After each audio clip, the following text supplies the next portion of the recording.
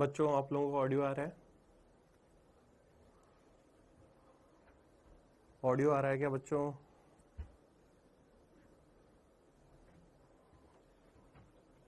बच्चों ऑडियो आ रहा है क्या?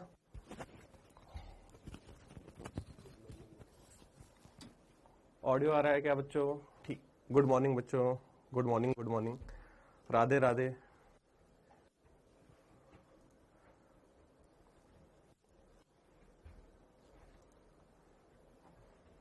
राधे राधे बच्चों।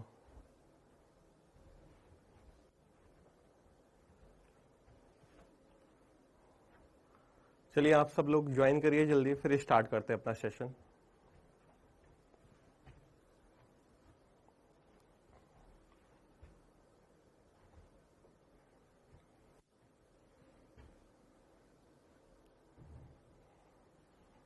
स्टार्ट करेंगे क्या? ठीक है।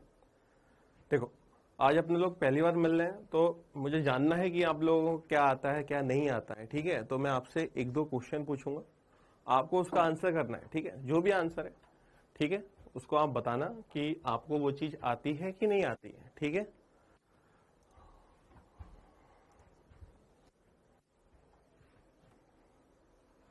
ठीक।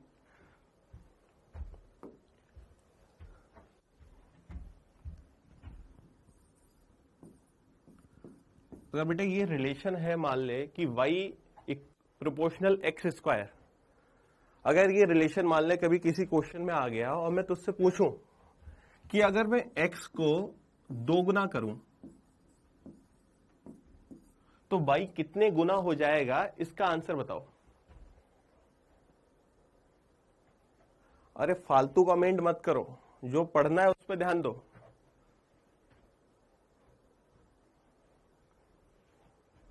मैं जो पूछ रहा हूं सिर्फ उसका आंसर आना चाहिए, जो मैंने पूछा उसका आंसर आना चाहिए। जब मैं कहूं तभी कमेंट करना है, कमेंट में फालतू कुछ भी नहीं लिखना है, इतना समझ लो। ऐसे पढ़ाई नहीं होती है कि मैं बोल रहा हूं तू टाइप कर रहा है, ऐसे नहीं होती पढ़ाई। अगर मैं बोलूंगा तभी कमेंट करना है, तभी कुछ लिखना है। ठीक है, उसके अलावा कुछ भी नहीं लिखना है। बिल्कुल साफ बोल रहा हूं एक बार में, बार बार नहीं बोलूंगा, एक बार पूछूंगा तब लिखना है, तब तक कमेंट ऑफ करके रखने हैं। बाकी बीच में कोई कुछ नहीं बोलेगा, सिर्फ समझने पे ध्यान देना है। मैं टाइम दूंगा, मैं बोलूंगा कि अब पूछो, कोई डाउट है तब पूछोगे तुम लोग। ऐसे बीच में बार बार नहीं बोलोगे, ऐसे पढ़ाई नहीं होती बेटा। पढ़ाई करनी है तो वो कायदे से करो, बीच में ऐसे बार बार बोलने से, कमेंट करने से, ये वो करने से पढ़ाई नहीं हो पाएगी, इतना समझ के रखो तुम लोग। 4 गुना, 4 गुना सही आंसर है, ये 4 गुना सही आंसर है। 2 गुना नहीं होगा बच्चों, 4 गुना सही आंसर है। अगर मैं यहां पे बोलता कि 2 गुने की जगह 3 गुना करना है तो आंसर क्या होता? तो ये भी समझ में आता है कि भाई स्क्वायर का रिलेशन है, स्क्वायर का रिलेशन है, तो अगर 3 गुना किया तो 9 गुना हो जाएगा। इसी तरह से मैं पूछूं कि अगर मैंने इसे आधा कर दिया, आधा का मतलब क्या होता है बच्चों?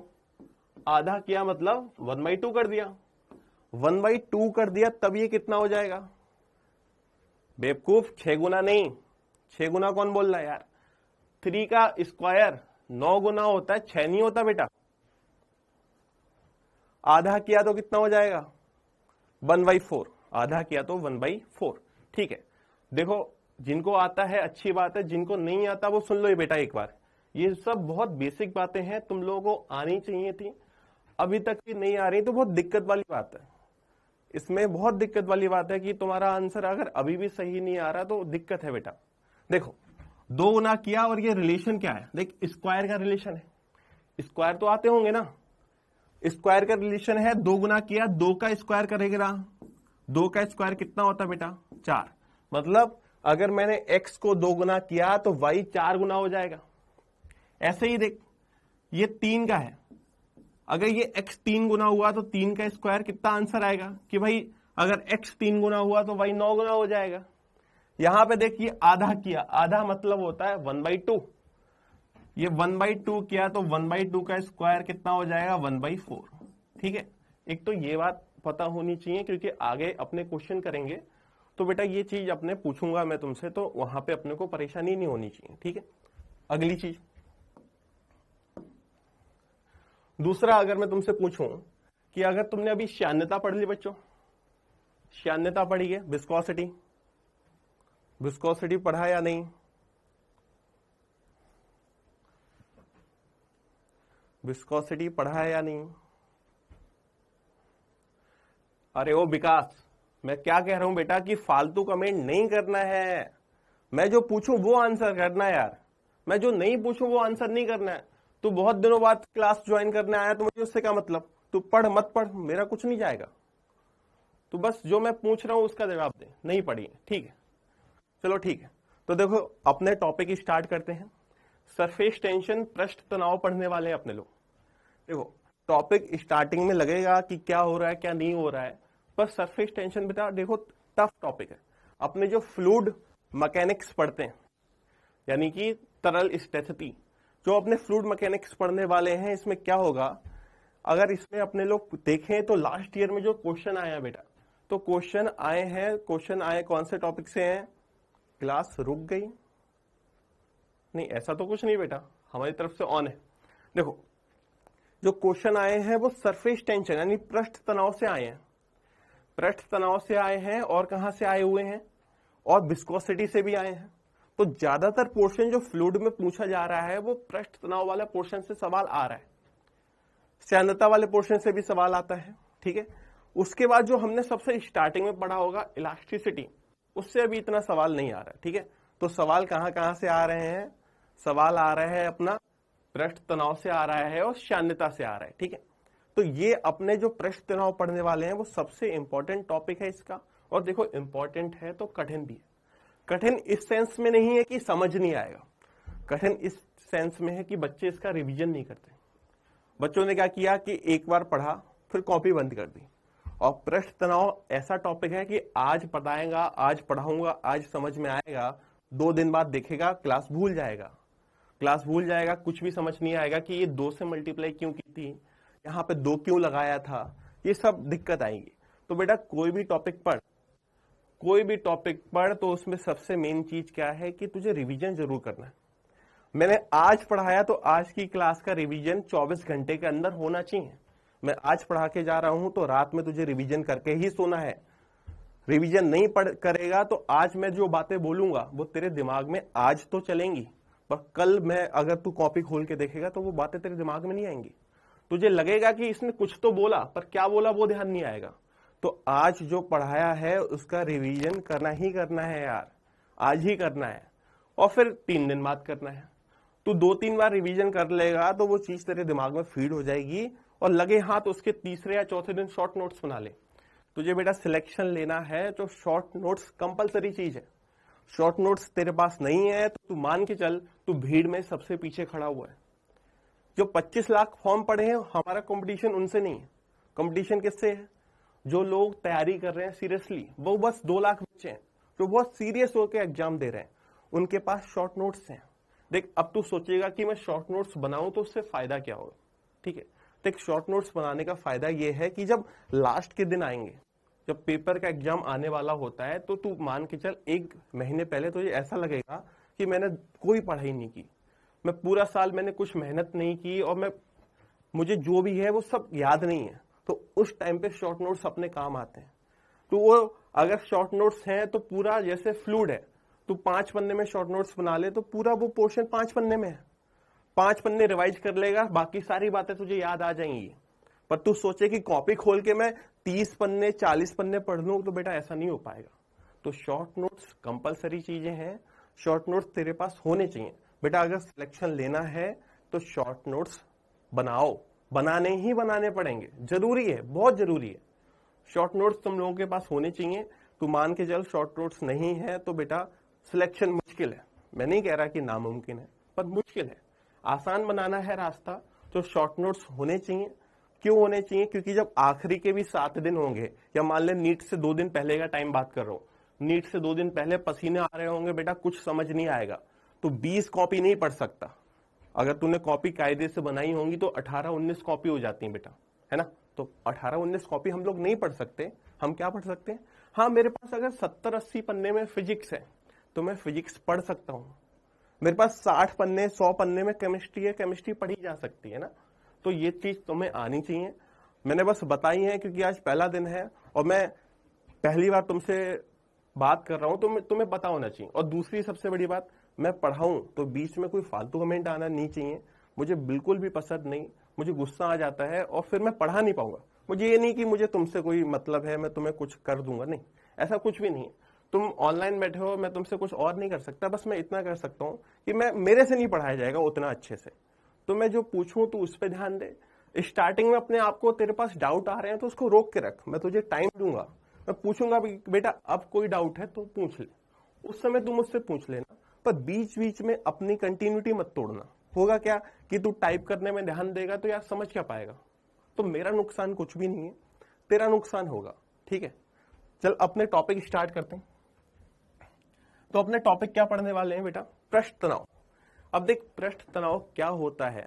तो पृष्ठ तनाव में अपने को पढ़ने वाले हैं कि ये यार पृष्ठ नाम आ रहा है, इसको इंग्लिश में क्या बोलते हैं? Surface tension. ठीक है, अब यानी कि नाम से ही समझ में आ रहा है कि ये जो है वो किसी पृष्ठ की प्रॉपर्टी है। पृष्ठ मतलब सरफेस की प्रॉपर्टी है। तो अब इसके आगे पढ़ेंगे। अब इसके देख, इसके बारे में अगर अपने पढ़ना चाहें तो तूने ये इस तरह के कभी कोई एग्जाम्पल देखे हैं क्या? ये क्या है? देख, कभी कभी तूने ऐसा देखा होगा कि हम जो भी सोप बबल बनाते हैं, मतलब कि साबुन का बुलबुला कभी भी बनाए, तूने देखा होगा बच्चों के खिलौने होते हैं, तो फूंक मार के बुलबुला बनाएगा तो हमेशा गोल ही बनेगा क्या? हमेशा ही गोल बनता। ठीक है, ऐसे ही अगर तूने कभी एक्सपेरिमेंट किया हो या कभी ऐसा करके देखा हो तो तुझे पता चला होगा कि जो पानी की सरफेस होती है, उस पानी की सरफेस पे छोटी छोटी चीजें तैर सकती हैं। जैसे पानी की सरफेस पे मच्छर तैर लेता है, घर के आसपास पानी पड़ा हो तो उस पर देखा होगा कि मच्छर तैरते रहते हैं, है ना। अब दूसरी चीज, अगर तू ये चीज अपने घर पे भी करके देख सकता है कि एक ग्लास ले, ग्लास में क्या ले ले? पानी ले, और एक किसी रफ पेपर पे उस पे एक छोटी सी सुई रख के उस ग्लास पे रख के देख पानी पे। थोड़ी देर बाद क्या होगा कि जो कागज होगा जिसपे तूने उस सुई को रखा है वो तो गीला होके नीचे डूब जाएगा, पर सुई उस पानी की सरफेस पे तैरती रहेगी। तो वो सुई के तैरने का रीजन क्या है? वो भी बेटा क्या है? पृष्ठ तनाव है। हमें बस इसी चीज के बारे में पढ़ना है। ठीक है, अब देखो, एक इस तरह से भी तूने देखा होगा कि कभी कभी सुबह उठ के देखे तो पेड़ के पत्ते होते हैं, उस पे जो ओस की बूंदें होती हैं वो भी कैसी दिखती हैं बेटा? गोल ही दिखती हैं। तो इन सब चीजों का रीजन क्या है? इन सब चीजों का रीजन ही क्या है बेटा? पृष्ठ तनाव ही इन सब का रीजन है। अब पृष्ठ तनाव समझने से पहले हमें कुछ और बातों के बारे में जानना होगा।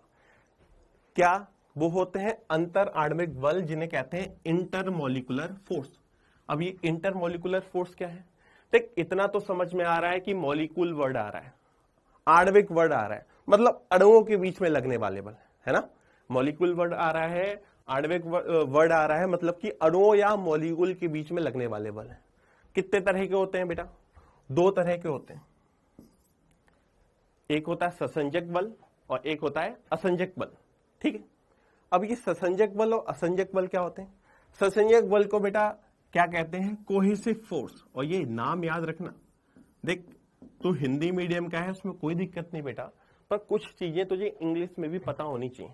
कभी कभी क्या होगा कि जब पेपर में सवाल आएगा तो हिंदी वाला सवाल शायद तुझे समझ में ना आए, तो उसका इंग्लिश मीनिंग देखने पे बहुत आराम से वो सवाल समझ सकता है, बन सकता है ना। तो एक तो होता है ससंजक बल, जिसे कहते हैं कोहेसिव फोर्स। एक होता है असंजक बल, जिसे बोलते हैं अधेसिव फोर्स। अब ये जो ससंजक बल हैं ये क्या होते हैं?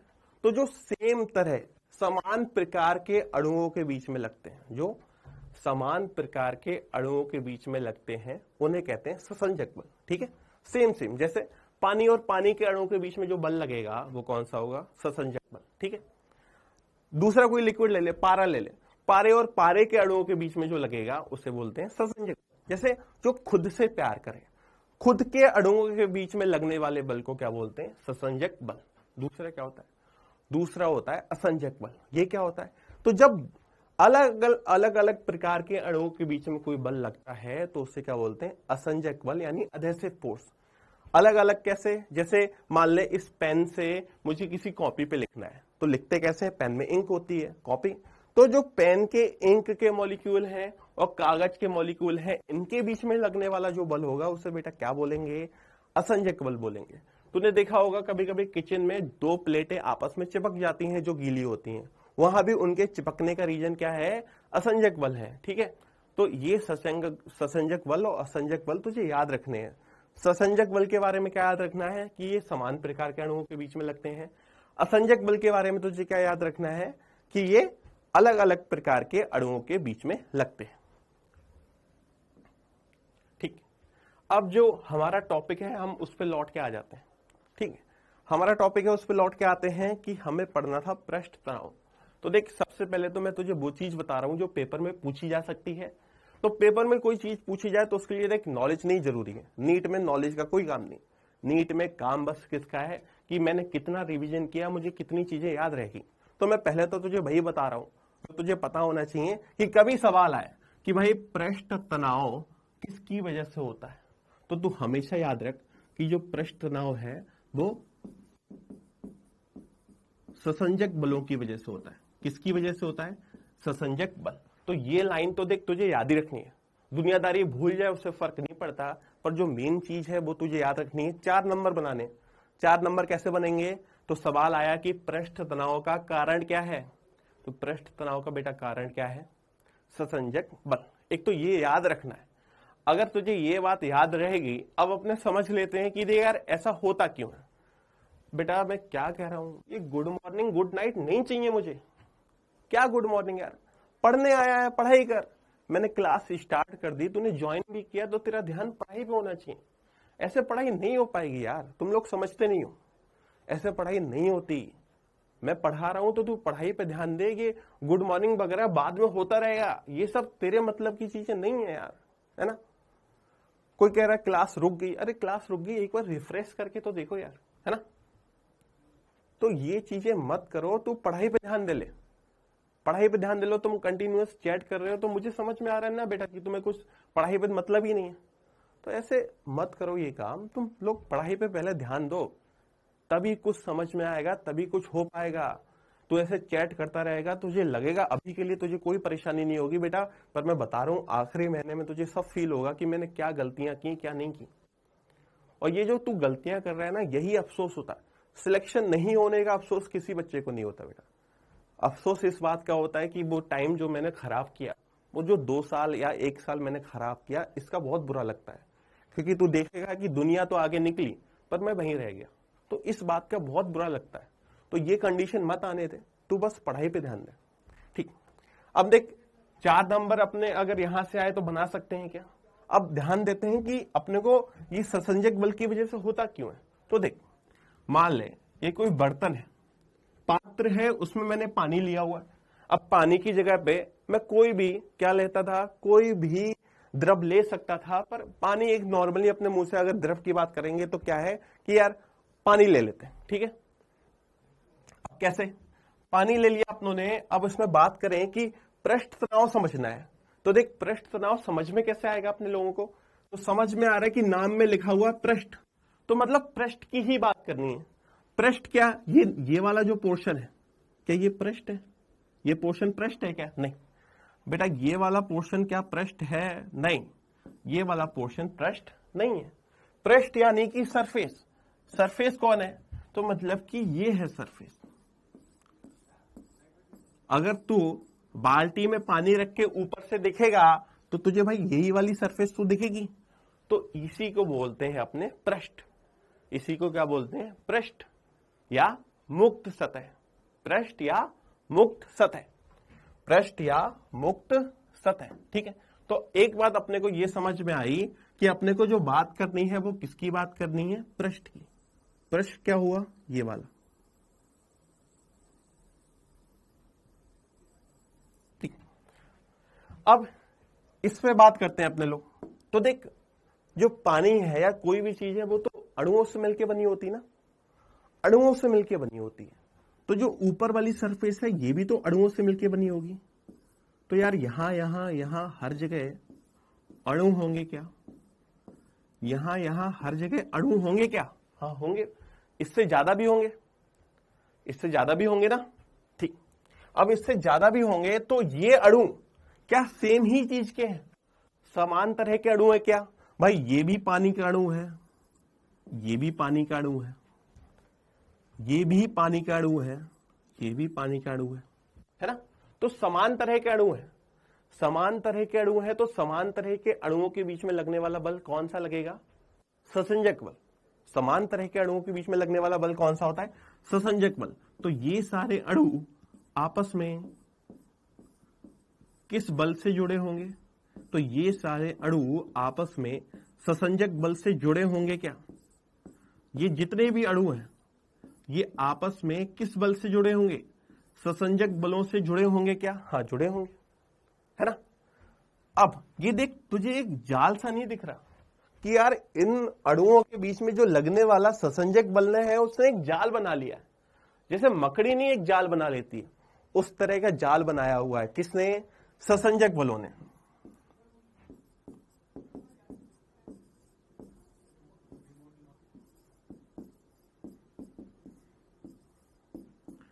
तो ये जाल बना रखा है किसने? ससंजक बलों ने एक जाल सा बना रखा है। तो जैसे मकड़ी के जाल पे एक छोटा सा कीड़ा या छोटा सा कोई कूड़े का टुकड़ा रख दें तो वो उस पे तैरता रहता है क्या? टंगा रहता है क्या? सेम चीज यहां होती है कि इस ससंजक बलों के जाल पे कोई छोटी सी चीज, जैसे मच्छर आके बैठ जाए या कोई छोटी सी सुई ला के रख दे, तो इसका लोड भी ये जाल उठा सकता है, वो चीज भी इस पे तैर सकती है। इसलिए पृष्ठ तनाव का रीजन क्या होता है? ससंजक बल। अब ये जाल क्या क्या हुआ है? बंधा हुआ है। तो इसने आपस में ये सारे मॉलिक्यूल किस बल से बंधे हुए हैं? खिंचे हुए हैं, ससंजक बलों से खिंचे हुए हैं, बंधे हुए हैं। तो ये क्या कर रहा है? इस सरफेस को खींच के रख रहा है, खींच के रख रहा है। तो चारों तरफ से खींचा हुआ है, तो अपने पृष्ठ के एरिया को भी क्या करना चाह रहा है? अपने पृष्ठ के क्षेत्रफल को भी क्या करना चाह रहा है? कम करना चाह रहा है। तो जो अपने को बात ध्यान रखनी है, फालतू बातें तो ये सब हो गई, पर जो बात याद रखनी है वो देख बेटा, क्या क्या बात याद रखनी है कि पृष्ठ तनाव का कोई रीजन पूछे तो आंसर करना है ससंजक बल। ये बोले होता क्या है, तो कि भाई ये जाल के कारण वो किसकी तरह काम करती है? मकड़ी के जाल की तरह काम करती है, एक झिल्ली की तरह काम करती है। तो पृष्ठ तनाव द्रव का वह गुण है जिसके कारण जो कि द्रव की सतह है, द्रव की सतह है, वो किसकी तरह काम करती है? एक प्रत्यास्थ झिल्ली या मकड़ी के जाल की तरह काम करती है और अपने सतह के क्षेत्रफल को क्या करना चाहती है? न्यूनतम करना चाहती है। इसी गुण को क्या कहते हैं? पृष्ठ तनाव। तो पृष्ठ तनाव के बारे में तुझे बेटा क्या याद रखना है?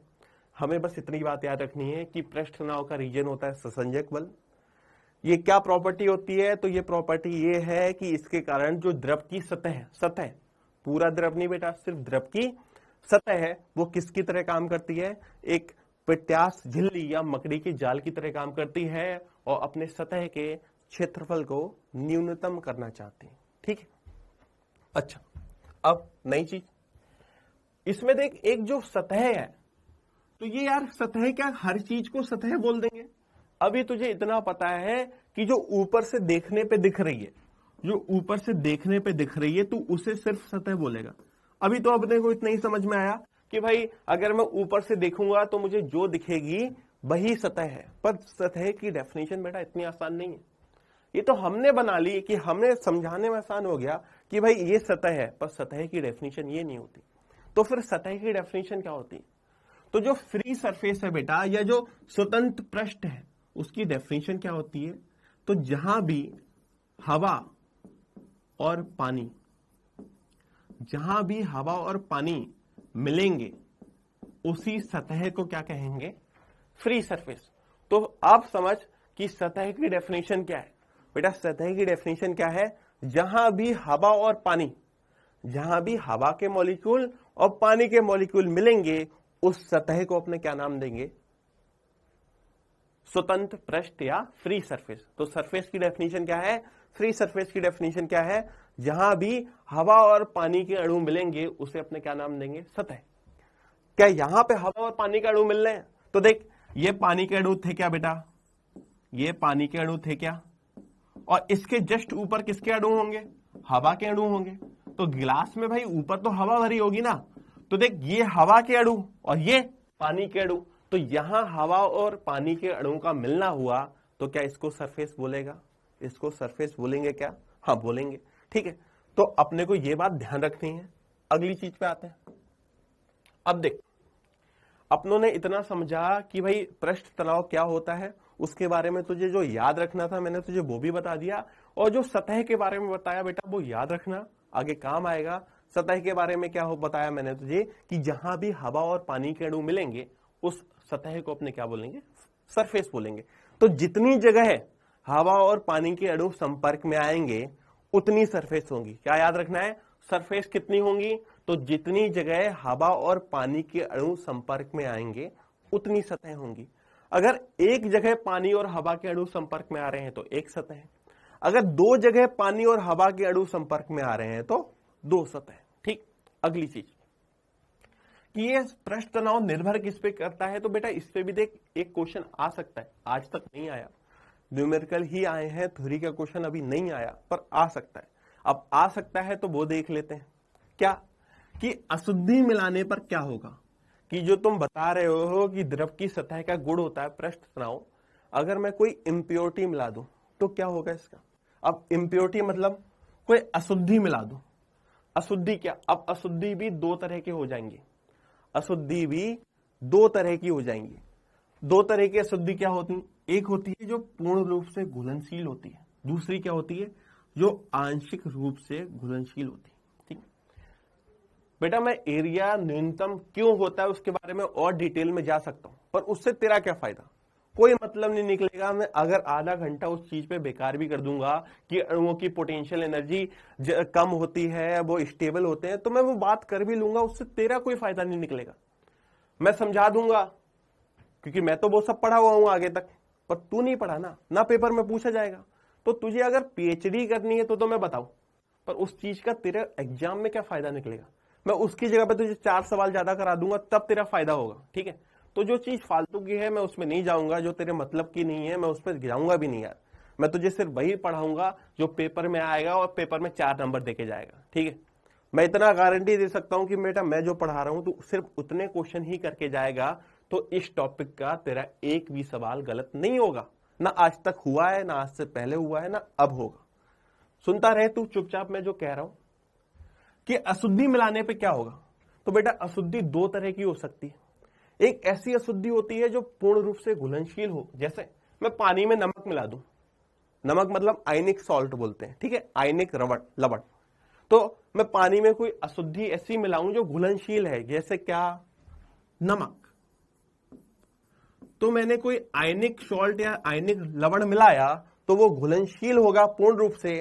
तो जब पूर्ण रूप से घुलनशील अशुद्धि मिलाई जाती है तो सरफेस टेंशन क्या होता है, इंक्रीज होता है। सरफेस टेंशन क्या होता है, इंक्रीज होता है। अच्छा, दूसरी चीज कि ऐसी कोई अशुद्धि जो आंशिक रूप से घुलनशील हो। आंशिक रूप से घुलनशील का मतलब क्या है कि पूरी रूप से या पूर्ण रूप से घुल ना पाए। जैसे मैं पानी में निरमा मिला दूं, सर्फ एक्सल मिला दे पानी में, तो भाई वो पूरा नहीं घुल पाता। तू देखा होगा कि पानी उसके मिलाने के बाद क्लियर नहीं होता, पानी गंदा सा हो जाता है। मतलब ये आंशिक रूप से द्रव में घुलनशील अशुद्धि है ना। अब आंशिक रूप से घुलनशील अशुद्धि है, इसे मिलाने पे क्या होता है, इसे मिलाने पे बेटा सरफेस टेंशन कम हो जाता है। इसे मिलाने पे सरफेस टेंशन कम हो जाता है, यानी कि अपमार्जक मिलाएगा जिसे अपने बोलते हैं निरमा, सर्फ एक्सल। इसे मिलाने पे सरफेस टेंशन क्या हो जाएगा, कम हो जाएगा। तो जो यहां से बात याद रखनी है बेटा, वो तुझे क्या याद रखनी है कि अशुद्धि ऐसी मिलाई जो पूर्ण रूप से घुलनशील है तो सरफेस टेंशन बढ़ेगा। उसका उदाहरण क्या है, नमक, आयनिक सॉल्ट। अगर ऐसी अशुद्धि मिलाई जो आंशिक रूप से द्रव में घुलनशील है तो सरफेस टेंशन घटेगा। उसका एग्जाम्पल क्या होता है, अपमार्जक यानी कि निरमा, सल्फ एक्सल वगैरह, ये सब है ना। यार बेटा ये सब फालतू क्या कमेंट कर रहा है यार, कि ये सर कहां गए, वो सर कहां गए, मुझे नहीं पता, मुझे क्या मतलब। मेरे से क्यों पूछ रहा है, मुझे पढ़ाने देना, फालतू कमेंट मत कर यार, मुझे पढ़ाने दे। मैं वहां बच्चों के कमेंट देखूं कि कौन बच्चा क्या पूछना चाह रहा है, मुझे पता होता तो मैं बताता ना यार, मुझे पता ही नहीं है तो मैं क्या बताऊंगा। मुझे पढ़ाना आता है, मैं पढ़ा सकता हूं, मैं तुझे जनरल नॉलेज की चीजें नहीं बता सकता, दुनियादारी के बारे में मुझे क्या पता रहेगा, मुझे पढ़ाने के बारे में पता रहेगा। तो मैं पढ़ाने आया हूं, मुझसे पढ़। तूने पैसे दिए हैं वो 1 घंटा 45 मिनट के पढ़ने के दिए हैं, तूने मुझसे बात करने के पैसे नहीं दिए। अगर मुझसे बात करने के पैसे दिए हैं तो मैं तुझसे बात करूं, आधे घंटे बात करूंगा, मुझे कोई फर्क नहीं पड़ेगा। पर तूने बेटा पैसे पढ़ने के दिए ना, तो पढ़ाई पे ध्यान दे। तू मुझसे सवाल पूछेगा, मैं जवाब दूंगा, किसी का कोई नुकसान नहीं है, पर ऐसे किसी बच्चे का नुकसान हो जाएगा जो यहाँ पे पढ़ने आया है, उसने बड़ी मेहनत से उससे मम्मी पापा ने ये पैसे दिए, कितने भी दिए हों, बहुत मेहनत से दिए होते हैं ये पैसे बेटा, तो उनको ये बेकार मत कर। अगली चीज, एक तो अशुद्धि वाली बात ध्यान रखनी है, दूसरी कि ताप बढ़ाने पे क्या होगा। तो ताप बढ़ाने पे क्या होगा, ताप बढ़ाने पे पृष्ठ तनाव कम हो जाता है। ताप बढ़ाने पे पृष्ठ तनाव कम हो जाता है। इसको कैसे पढ़े बेटा, इसको कैसे समझे। तो देख, कभी अपनों ने देखा होगा कि गंदे कपड़े होते हैं, तो गंदे कपड़े मम्मी लोग किसमें धोते हैं, गर्म पानी में। कहते हैं गर्म पानी में धो लो, कपड़ा जल्दी साफ होगा। क्यों? क्योंकि ताप बढ़ाने पे पृष्ठ तनाव क्या हो जाता है, कम हो जाता है। ताप बढ़ाने पे पृष्ठ तनाव क्या हो जाता है, कम हो जाता है। और उस पे भी और अच्छा करना चाहें तो सोने पे सुहागा कैसे हो जाएगा कि अगर हम उसमें निरमा और मिला दें, तो निरमा मिलाने पे भी सरफेस टेंशन क्या होता है, कम। तो निरमा मिला दे और पानी गर्म भी कर ले, तो जितना गंदा कपड़ा होगा वो अच्छे से साफ हो जाएगा, है ना। ठीक, तो ये बेटा 2 बातें याद रखना कि अशुद्धि मिलाने पे क्या होगा, सरफेस टेंशन। अगर ऐसी अशुद्धि है कि जो पूरी रूप से घुलनशील है तो सरफेस टेंशन बढ़ जाएगा। ऐसी अशुद्धि है जो आंशिक रूप से घुलनशील है तो सरफेस टेंशन कम हो जाएगा। ताप बढ़ाने पे सरफेस टेंशन का क्या होगा, कम होगा। देख, यहां से अभी तक कोई सवाल नहीं आया है, तो जो चीजें पूछी जा सकती हैं बेटा मैंने उसे तुझे बता दिया, ठीक है। अब इसके न्यूमेरिकल पोर्शन पे चलते हैं आगे, कि अब सरफेस टेंशन की डेफिनेशन क्या है। अब तू कहेगा कि सरफेस टेंशन की डेफिनेशन तो पढ़ ली हम लोगों ने, पर बेटा वो मैथमेटिकल डेफिनेशन नहीं थी, वो सिर्फ एक डेफिनेशन थी जिससे समझाया कि सरफेस टेंशन होता क्या है। अब मुझे अगर सरफेस टेंशन का मान निकालना है, मुझे सरफेस टेंशन की वैल्यू कैलकुलेट करनी है, तो कैसे करेंगे। तो उसके लिए उन्होंने एक डेफिनेशन बनाई जिसे कहते हैं मैथमेटिकल डेफिनेशन, गणितीय परिभाषा। अब देख, ये डेफिनेशन कोई एक इमेजिनरी डेफिनेशन है, इसका कोई प्रूफ नहीं है, बस एक इमेजिनरी डेफिनेशन है। कैसे? उसने बोला कि जो द्रव की सतह है, इस सतह पे अगर मैं कोई लाइन बनाऊं तो द्रव क्या करता है, इस लाइन के, जो कि ये इमेजिनरी लाइन है, काल्पनिक रेखा है, इसके दोनों तरफ बल लगाता है, इसके दोनों तरफ बल लगाता है। अब मान ले कि जो द्रव ने बल लगाया वो कितना है, F। कितना बल लगाया, F। और इस काल्पनिक रेखा की जो लंबाई है, एक काल्पनिक रेखा की जो लंबाई है वो है क्या, L। ये काल्पनिक रेखा की लंबाई है वो क्या है, L। और जो द्रव ने बल लगाया वो कितना लगाया, F। तो बेटा मैथमेटिकल डेफिनेशन में क्या बोला, मैथमेटिकल डेफिनेशन में बोला कि जो तू बल लगाएगा, जो द्रव ने बल लगाया है और जो उस लाइन की लंबाई है, अगर इन दोनों को डिवाइड दे दें, इन दोनों का रेशियो ले लें, तो इन दोनों का रेशियो ले लें तो जो हमें क्वांटिटी मिलेगी, हमें जो राशि मिलेगी, उसी को हमने क्या बोला, पृष्ठ तनाव। तो इसकी मैथमेटिकल डेफिनेशन क्या है कि अगर द्रव की सतह पे एक काल्पनिक रेखा बनाए, उस काल्पनिक रेखा पे अगर हम एक काल्पनिक रेखा बनाए तो द्रव की सतह क्या करती है, उस रेखा पे बल लगाती है। जो बल और उस रेखा की लंबाई का अगर मैं रेशियो ले लूं तो वो मुझे क्या मिलेगा, पृष्ठ तनाव मिलेगा। ठीक है, तो ये किसकी वैल्यू होगी, पृष्ठ तनाव की। तो मुझे इतना समझ में आया कि पृष्ठ तनाव की डेफिनेशन क्या है, उस रेखा पे लगने वाला बल अपॉन में लंबाई। ठीक, अब यहां से देख, तुझे जो याद रखने वाली बात है कि अब मैं तुझसे पूछूं कि वो बल किसके बराबर होगा, तो वो बल किसके बराबर होगा, F बराबर T इंटू L। अब बेटा देख, ये T क्या है, ये T है अपना सरफेस टेंशन। सरफेस टेंशन को देख HT लिख के नहीं दिखाते, ज्यादातर जगह सरफेस टेंशन को हम किससे लिखते हैं, सिर्फ T से। तो अगर T बराबर F अपॉन L था तो F बराबर क्या हो जाएगा, T इंटू एल। तो आगे मैं किसी सवाल में पूछूं कि बेटा ये बता कि ये जो रेखा पे द्रव ने बल लगाया होगा वो कितना होगा, तो तू मुझे क्या आंसर देगा कि सर जो उस द्रव का पृष्ठ तनाव है इनटू में उस रेखा की लंबाई, जो उस रेखा का पृष्ठ तनाव है इनटू उस रेखा की लंबाई। क्या, उस रेखा का जो पृष्ठ तनाव है इनटू उस रेखा की लंबाई, अगर इन दोनों का गुणनफल मुझे क्या दे देगा, क्या दे देगा, उस रेखा पे लगने वाला बल दे देगा। ठीक है, अब देख दूसरी चीज अपने को इसके बारे में क्या समझनी है कि पृष्ठ तनाव की यूनिट क्या होती है। तो पहला, ऊपर बल है, बल की यूनिट न्यूटन होती क्या, बल की अगर एसआई यूनिट की बात करें, बल की अगर एसआई यूनिट की बात करें तो इसकी यूनिट होती है न्यूटन। ठीक, और बल की अगर लेंथ की यूनिट की बात करें तो इसकी होती है मीटर। तो अगर हम एसआई यूनिट पढ़ें तो ऊपर है न्यूटन, नीचे है मीटर, तो पृष्ठ तनाव की एसआई यूनिट क्या हुई, न्यूटन पर मीटर। क्या हुई, न्यूटन पर मीटर। दूसरी चीज, अब देख कभी कभी इसकी डेफिनेशन क्या होती है, कभी कभी इसकी जो यूनिट होगी, इसका मात्रक होगा, वो जूल पर मीटर स्क्वायर लिख के आएगा। वो कैसे आएगा, तो देख अगर मैं चाहूं तो यहां पे एक मीटर लगा दूं क्या, और अगर नीचे भी मीटर की मल्टीप्लाई कर दूं, कोई फर्क पड़ा क्या, कोई फर्क पड़ा क्या, ऊपर और नीचे मैंने मीटर की मल्टीप्लाई कर दी, कोई फर्क नहीं पड़ा। तो देखिए newton into metre, newton into metre, तो तुमने पढ़ा होगा वर्क डन बराबर एफ इंटू डी, एफ की न्यूटन और डी यानी विस्थापन की मीटर। तो न्यूटन इंटू मीटर यानी वर्क डन की जूल, तो वहां से तो आ गया जूल, और नीचे मीटर इंटू मीटर तो मीटर स्क्वायर। तो सरफेस टेंशन की दो यूनिट हो सकती है, एक तो न्यूटन पर मीटर, एक जूल पर मीटर स्क्वायर। दोनों अगर क्वेश्चन में लिखी आ जाए तो परेशान होने की कोई जरूरत नहीं है, दोनों सही यूनिट है। अच्छा ये तो एसआई यूनिट होगी। दूसरी होती है इसकी सीजीएस यूनिट। सीजीएस यूनिट क्या होती है, सीजीएस यूनिट बेटा वो जो ग्राम वाली होती है, सेंटीमीटर वाली होती है। तो याद कर सीजीएस यूनिट में बल का क्या होता था, तो बल की होती थी डाइन। क्या होती थी, डाइन। सीजीएस यूनिट में क्या होती थी, डाइन। और इसकी लेंथ की क्या होती है, सेंटीमीटर। लेंथ की क्या होती है, सेंटीमीटर। तो अगर सीजीएस यूनिट की बात करें तो क्या बन जाएगी, डाइन पर सेंटीमीटर। तो किसी सवाल में अगर डाइन पर सेंटीमीटर लिखा हो तब भी है, तब भी सही यूनिट है, पर ये कौन सी वाली है, सीजीएस यूनिट है। अगली चीज, अगर यहां जूल पर मीटर स्क्वायर था तो जूल की सीजीएस यूनिट होती है अर्ग, और मीटर की जगह सेंटीमीटर स्क्वायर हो जाएगा। तो अर्ग पर सेंटीमीटर स्क्वायर भी इसकी सही यूनिट है। बीमा की बात करें तो बेटा यूनिट डायमेंशन अगर पढ़ा है तो बीमा निकालना आता होगा। बीमा कैसे निकालते हैं, फोर्स, फोर्स की होती है m1 L1 T-2, और लेंथ की होती है L।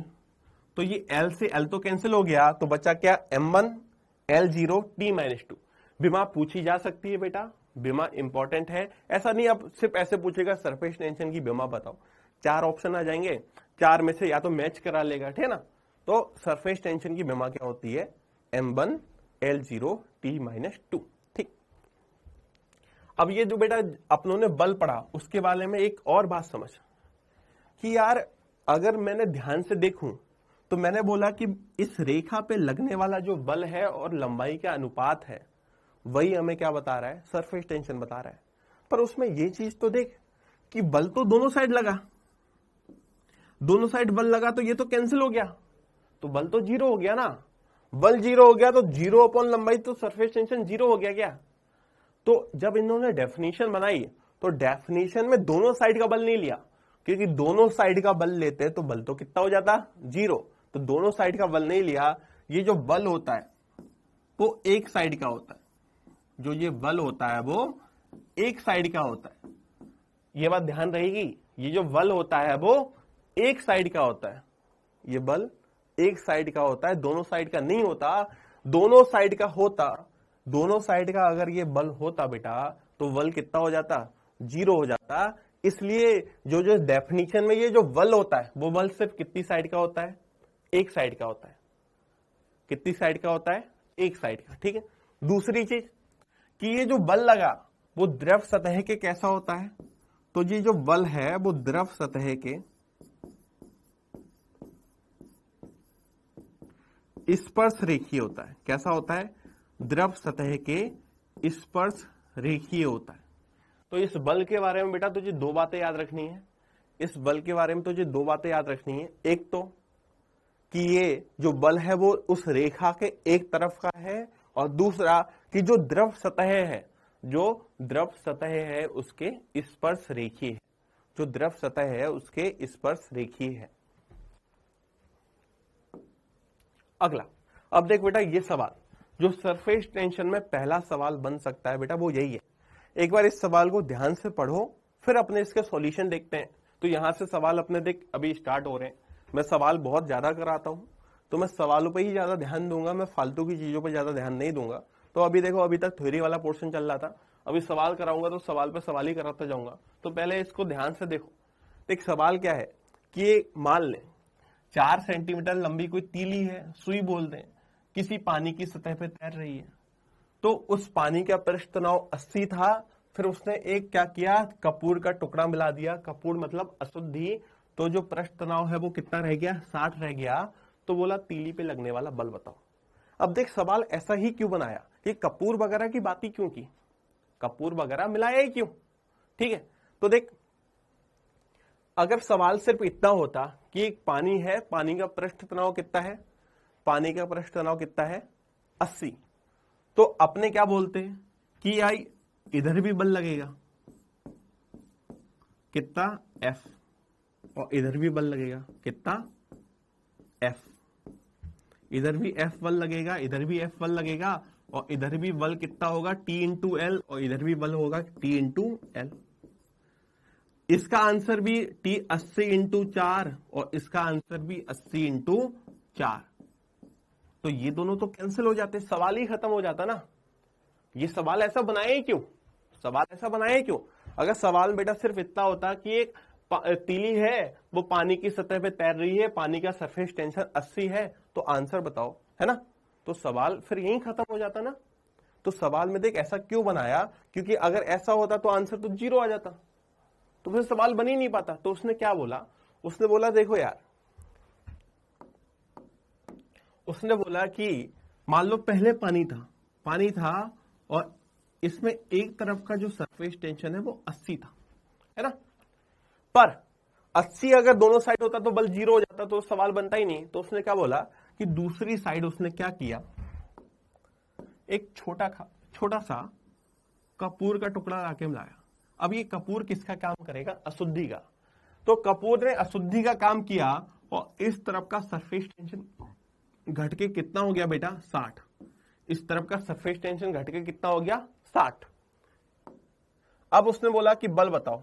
देख बल कैसे निकालेंगे, बल तूने पढ़ा हुआ है, सरफेस टेंशन द्वारा लगने वाला जो बल होता है बेटा वो F इंटू एल होता है। कितना होता है, F इंटू वो T इंटू एल, सॉरी कितना होता है, T इंटू एल होता है, और वो सिर्फ किसी एक साइड का होता है।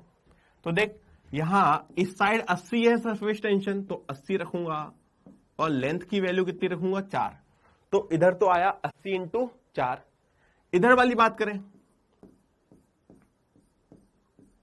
तो इधर देख, इधर 60 है बेटा, तो इधर जो फोर्स आएगा वो कितना आएगा 60 इंटू 4। ठीक है, तो इधर आया 80 इंटू 4, और इधर कितना आया 60 इंटू 4। 80 इंटू 4 कितना होता है बेटा 320, और ये 60 इंटू 4 कितना होगा बेटा 240, है ना। तो इस साइड वाला बल कितना है 320, और इस साइड वाला बल कितना है 240। तो इन दोनों को अगर माइनस कर दें, क्योंकि रिजल्टेंट बल जो होगा वो कितना होगा 320 माइनस 240, तो कितना 80। कितना आया आंसर 80 बेटा, 80 आया। कितना आया 80। अब इसकी यूनिट न्यूटन लिखूं कि डाइन लिखूं, यह भी बहुत बड़ा सवाल है। बहुत बार बेटा सवालों में सिर्फ इतना हुआ है कि इसकी यूनिट 80 लिखूं, वो न्यूटन लिखूं कि डाइन लिखूं, इस पे भी सवाल खड़ा हो जाता है। ऑप्शन में एक में होगा 80 न्यूटन, और एक ऑप्शन में होगा 80 डाइन। क्या लिखें, तो बेटा सोल्व करके देख लेना कि F T इंटू एल है, वो वहां T की यूनिट है डाइन पर सेंटीमीटर, और लंबाई की यूनिट है सेंटीमीटर। सेंटीमीटर से सेंटीमीटर कैंसिल हो जाएगा, तो सिर्फ कौन सी यूनिट बचेगी, डाइन बचेगी। सिर्फ कौन सी यूनिट बचेगी, डाइन। तो आंसर जो है वो कितना है, 80 डाइन। कितना है, 80 डाइन। कोई दिक्कत बेटा इसमें बताओ, कोई परेशानी है तो बताओ मुझे यहां तक।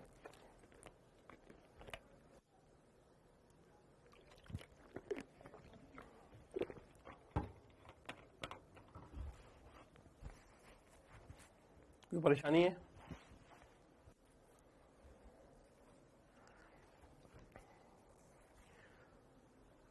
क्या दिक्कत है वेद प्रकाश तुझे, बता मैं क्या सुनूं यार बेटा।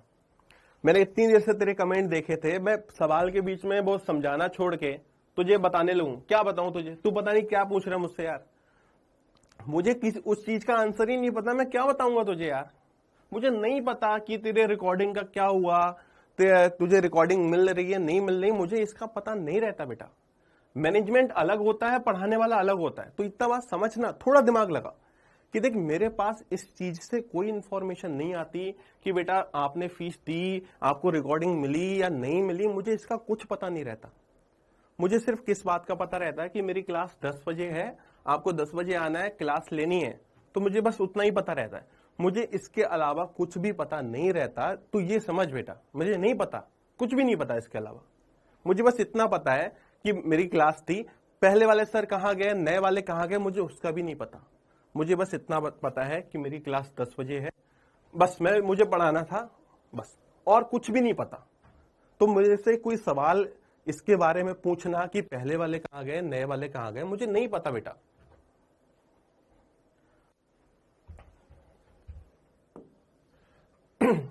अब देख, अगली चीज जो न्यूमेरिकल आ सकता है उसको पढ़ते हैं।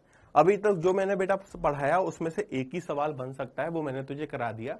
अब नई वाली चीज पे चलते हैं। नई वाली चीज क्या है, सवाल आएगा कि किसी वस्तु का द्रव की सतह पे तैरना, कि कोई वस्तु द्रव की सतह पे तैर रही है, उस बारे में अपने को बात करनी है। ठीक है, कि वो तैर कैसे पा रही है, या कितने वेट वाली वस्तु तैर सकती है। कि एक छोटी सी सुई तो द्रव की सतह की बात हो रही है, द्रव पर नहीं बात हो रही।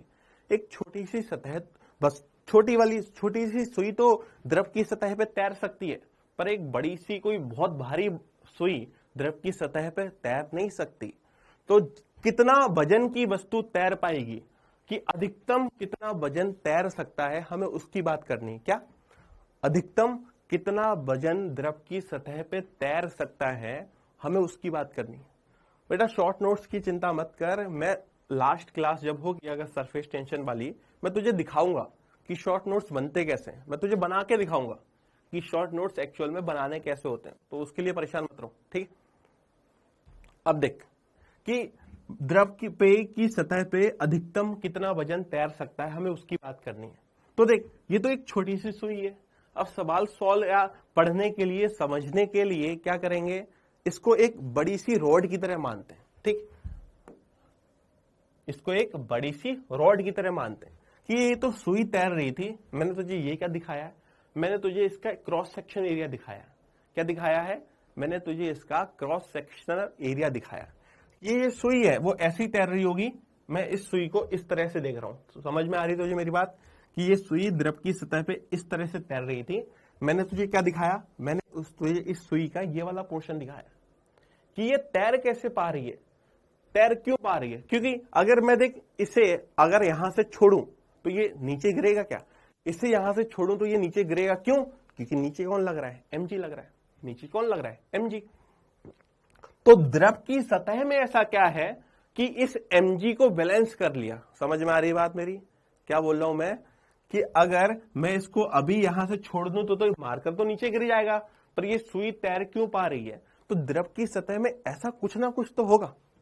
द्रव की सतह में ऐसा कुछ ना कुछ तो होगा कि वो द्रव इस सुई के वजन को बैलेंस कर रहा है, हमें उसकी बात करनी है। ठीक है, अब देखो क्या कि भाई ये mg तो लग रहा है नीचे,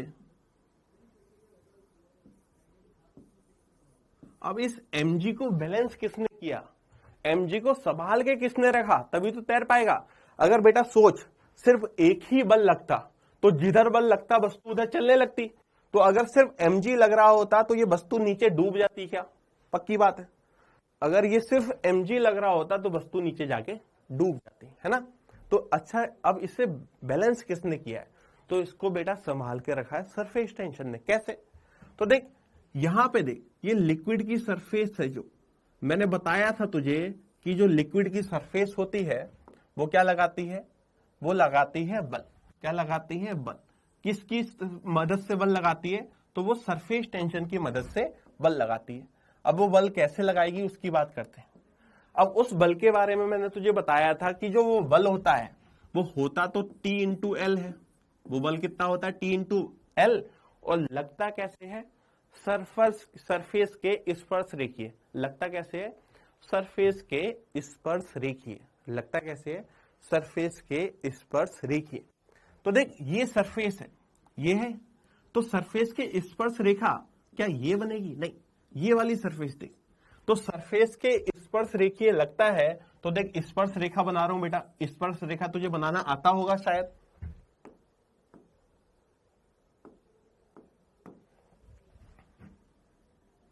ये देख, ये मैंने एक स्पर्श रेखा बना दी। द्रव सरफेस के स्पर्श रेखीय दिख रहा है क्या? क्या बेटा स्पर्श रेखा देख, ये जो सतह है गोल गोल, उस पे स्पर्श रेखा ऐसी ही बनेगी क्या? पक्की बात है। यही तो होती स्पर्श रेखा, जो सिर्फ स्पर्श करके जाए। टेंजेंट या स्पर्श रेखा मतलब क्या? जो स्पर्श करके जाए। अब जो बल है उसकी वैल्यू कितनी होगी? T into L. तो देख यार इस स्पर्श रेखा पे देख मैंने कितना लिखा कि ये बल भी होगा T इंटू एल और ये बल भी होगा T इंटू एल, है ना? तो क्या इन्हीं बलों ने इसको बैलेंस करके रखा है? हाँ सर, इन्हीं बलों ने इसको बैलेंस किया है, पर बैलेंस करने से पहले कंपोनेंट भी तो करने होंगे, क्योंकि जो ऊर्ध्वाधर दिशा में होते हैं उन्हीं को बराबर कर सकते हैं। जो ऊर्ध्वाधर दिशा में होते हैं सिर्फ उन्हीं को बराबर किया जा सकता है। क्या ये वाला ऊर्ध्वाधर दिशा में है? हाँ, ये ऊर्ध्वाधर नीचे की ओर है, तो इसमें तो कोई दिक्कत नहीं। पर क्या ये ऊर्ध्वाधर ऊपर की ओर है? नहीं, ये ऊर्ध्वाधर ऊपर की ओर नहीं है। तो करेंगे क्या? तो इसका कंपोनेंट करेंगे। तो अगर बेटा मान ले कि ये एंगल थीटा है, मान ले ये एंगल थीटा है, तो ये क्या टीएल कॉस थीटा नहीं हो जाएगा?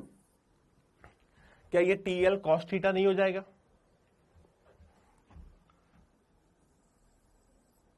मान ले ये कंपोनेंट भी थीटा है, तो क्या ये भी टीएल कॉस थीटा नहीं हो जाएगा?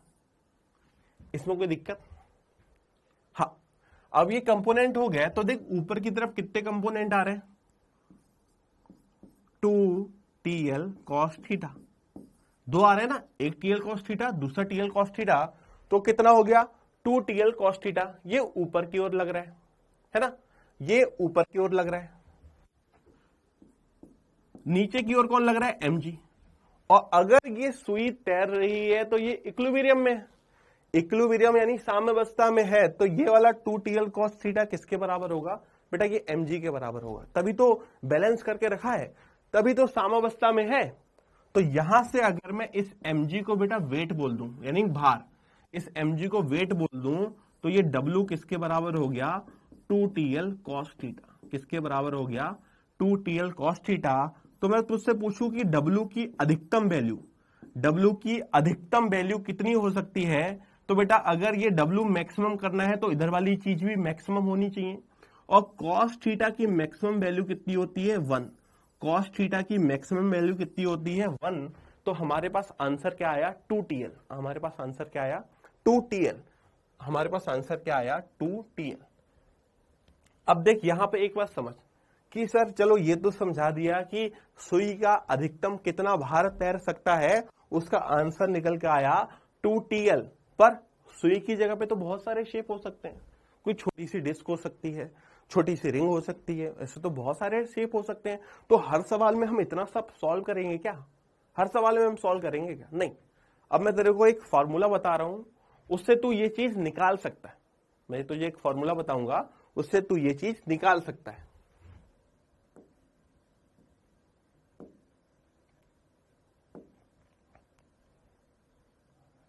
देख वो फॉर्मूला क्या है, मैं पहले तुझे वो बता रहा हूं कि तुझे अगर मैक्सिमम अधिकतम कितना भार तैर सकता है, तो द्रव की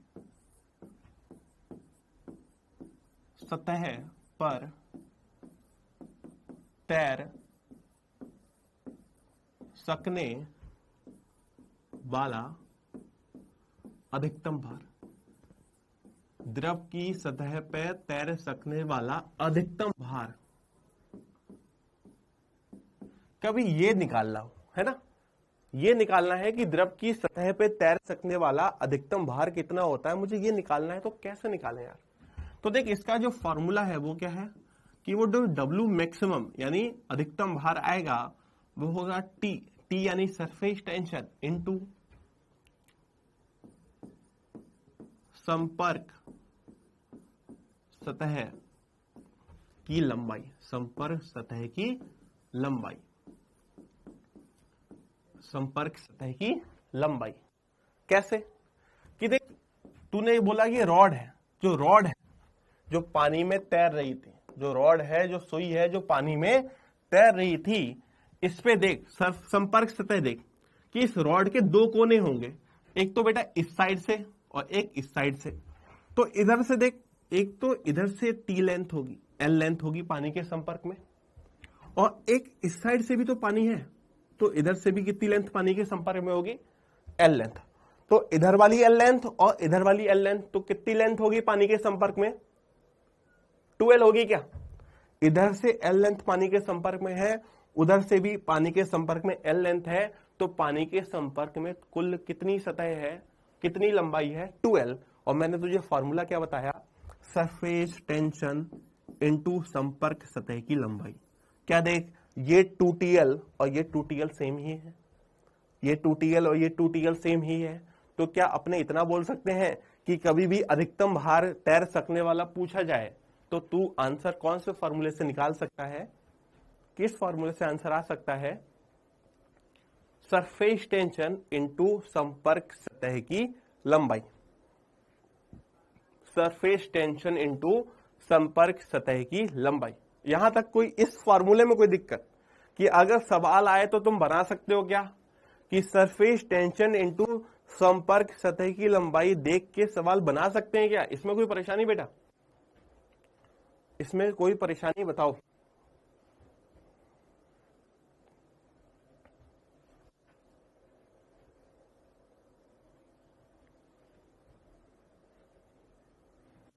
कोई भी परेशानी बेटा इसमें?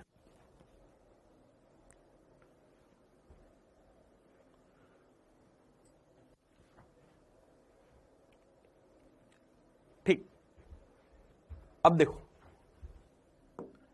ये रिजल्ट तुझे दो चीजों में काम आएगा, जो मैंने बेटा अभी तुझे रिजल्ट बताया ना कि सरफेस टेंशन यानी पृष्ठ तनाव इनटू संपर्क सतह की लंबाई, ये दो जगह काम आएगा। कौन सी दो जगह?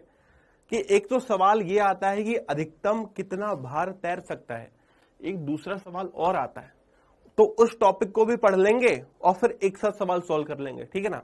तो दूसरा सवाल देख क्या आता है, दूसरा सवाल क्या आता है कि द्रव पृष्ठ पे रखी हुई वस्तु को उठाने में लगा आवश्यक अतिरिक्त बल कितना होगा। बेटा मैं तेरे जवाब दूंगा, तू पहले मेरे से टॉपिक तो पूरा पढ़ ले। अब मैं टॉपिक बीच में छोड़ दूं तो फिर दिक्कत हो जाएगी ना। तू एक बार अपने डाउट रोक के रखा कर, ऐसे नहीं चलती क्लासें। कभी ऑफलाइन क्लास में बैठा हो तो तुझे पता होगा कि पहले टॉपिक पढ़ा देते हैं फिर डाउट पूछते हैं, क्या पता तेरा डाउट आगे सॉल्व हो जाए, और तू अभी परेशान हो रहा है ना।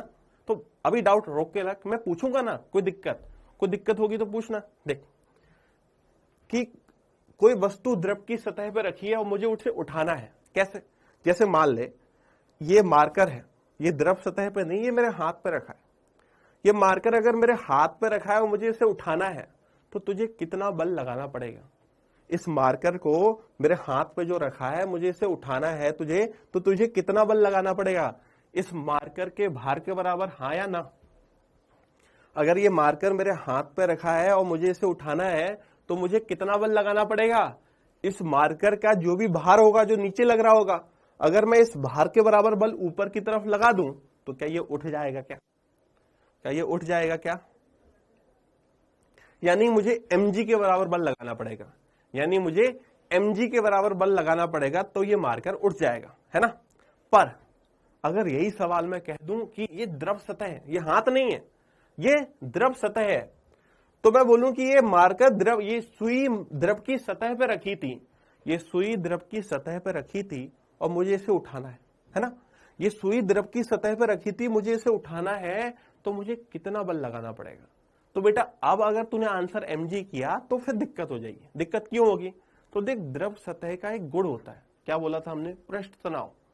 तो वो गुण क्या कह रहा है कि अगर तू पानी को छू के भी देखे तो पानी को छू के अगर उंगली ऊपर उठाए तो पानी उसके साथ साथ ऊपर तक आता है। मतलब पानी ने उस वस्तु को पकड़ के रखा है। पानी ने उस वस्तु को पकड़ के रखा है किसकी मदद से? सरफेस टेंशन की मदद से। पानी ने उस वस्तु को पकड़ के रखा है उस सरफेस टेंशन की मदद से। मतलब जो भी बल लगाना है, जो भी बल लगाना है थोड़ा सा ज्यादा लगाना पड़ेगा। जो भी बल लगाना है वो थोड़ा सा ज्यादा लगाना पड़ेगा, मतलब थोड़ा सा अतिरिक्त बल लगाना पड़ेगा। तो मुझे उसी अतिरिक्त बल की बात करनी है, मुझे उसी अतिरिक्त बल की बात करनी है। तो यहां पे जो अतिरिक्त वर्ड आया ये समझ में आ रहा है ना बेटा, ये अतिरिक्त वर्ड क्यों आया? क्योंकि द्रवसी सतह पर रखी हुई वस्तु को उठाने के लिए थोड़ा सा ज्यादा बल लगाना पड़ता है, थोड़ा सा अतिरिक्त बल लगाना पड़ता है, क्योंकि वो सरफेस टेंशन की वजह से पकड़ के रखता है, इसलिए अतिरिक्त बल। अब ये अतिरिक्त बल कितना होगा उसकी बात करनी है।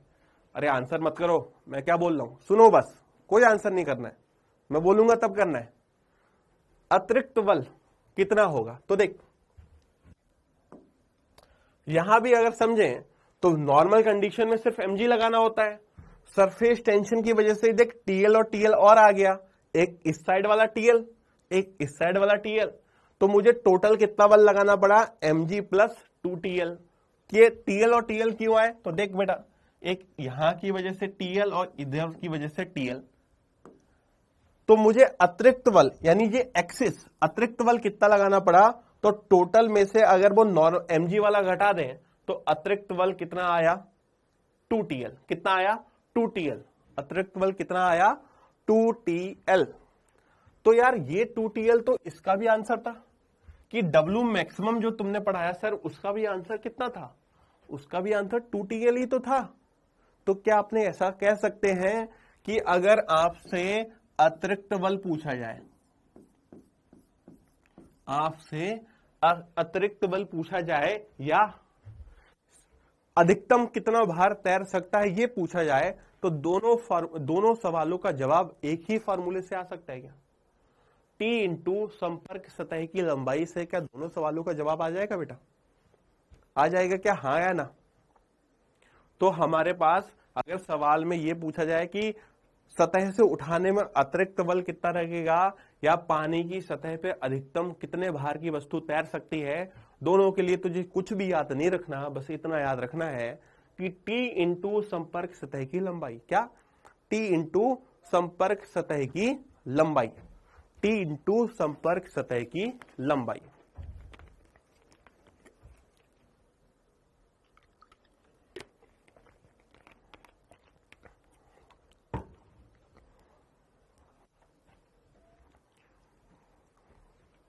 देखो अब देख, जैसे अगर सवाल आया सुई का, किसका किसका देख सवाल आ सकता है कि एक सुई है या कोई छड़ है, ठीक है, या कोई तार है। तो ये जो रॉड है ना ये 3 नाम से आ सकती है।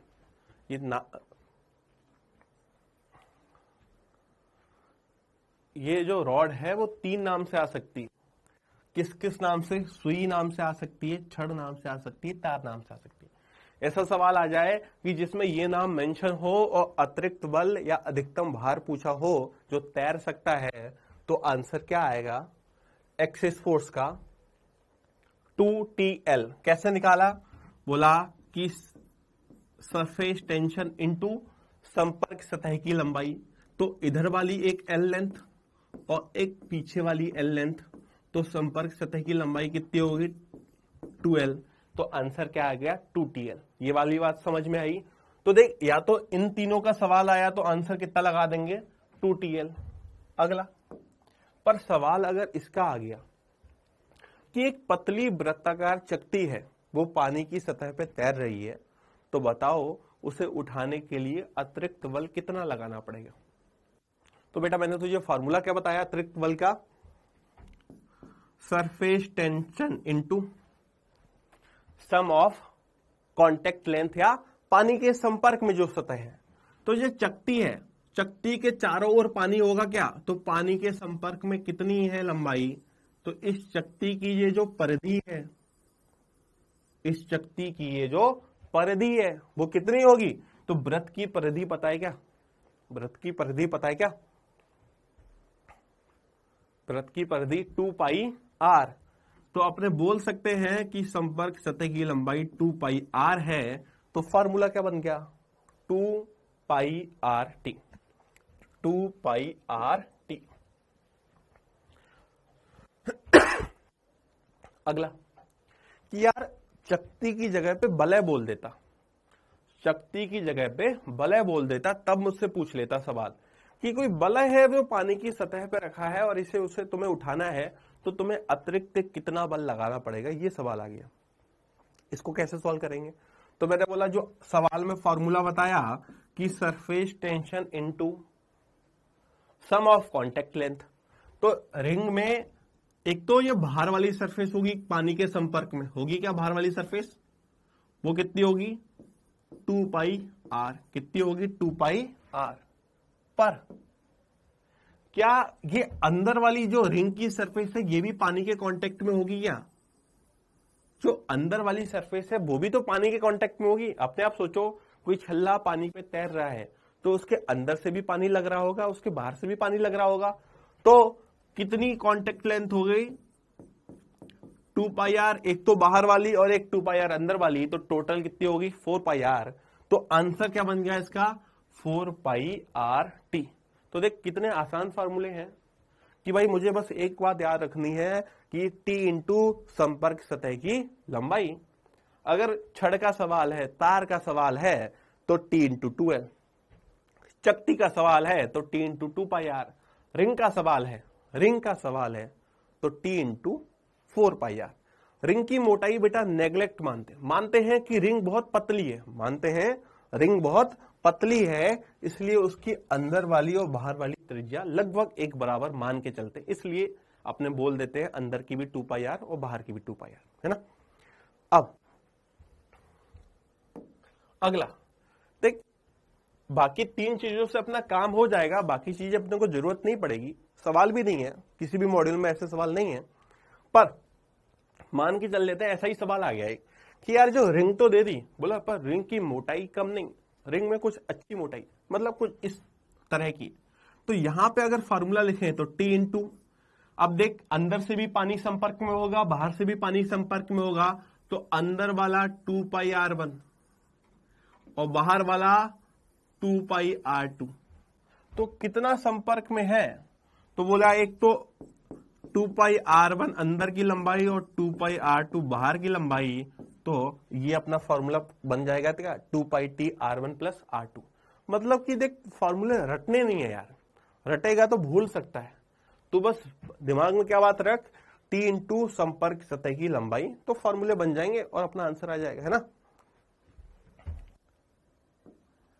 अब देखो यार इस पे सवाल करने की कोशिश करेंगे अपने लोग, ठीक है। अभी तक कोई डाउट है तो बताओ मुझे, फिर अपने इस पे सवाल करते हैं। इसमें कोई डाउट है अभी तक तो बताओ मुझे।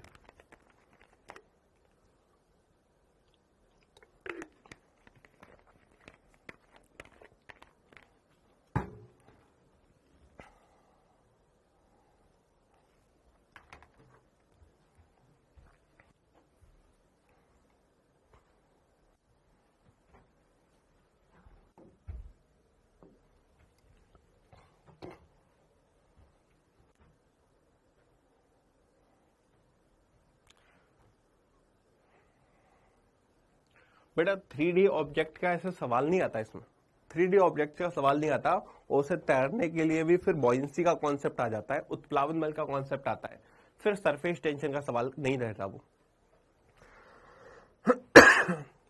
बेटा चौथे में बस इतना बताया मैंने कि मैंने बोला कि अगर रिंग की बलय की मोटाई है तो पानी अंदर से कितना जगह संपर्क में होगा, ये वाली सतह में ये पानी होगा ना अंदर, तो ये 2 पाई R1 और ये वाली 2 पाई R2, और इन दोनों को मैंने जोड़ दिया।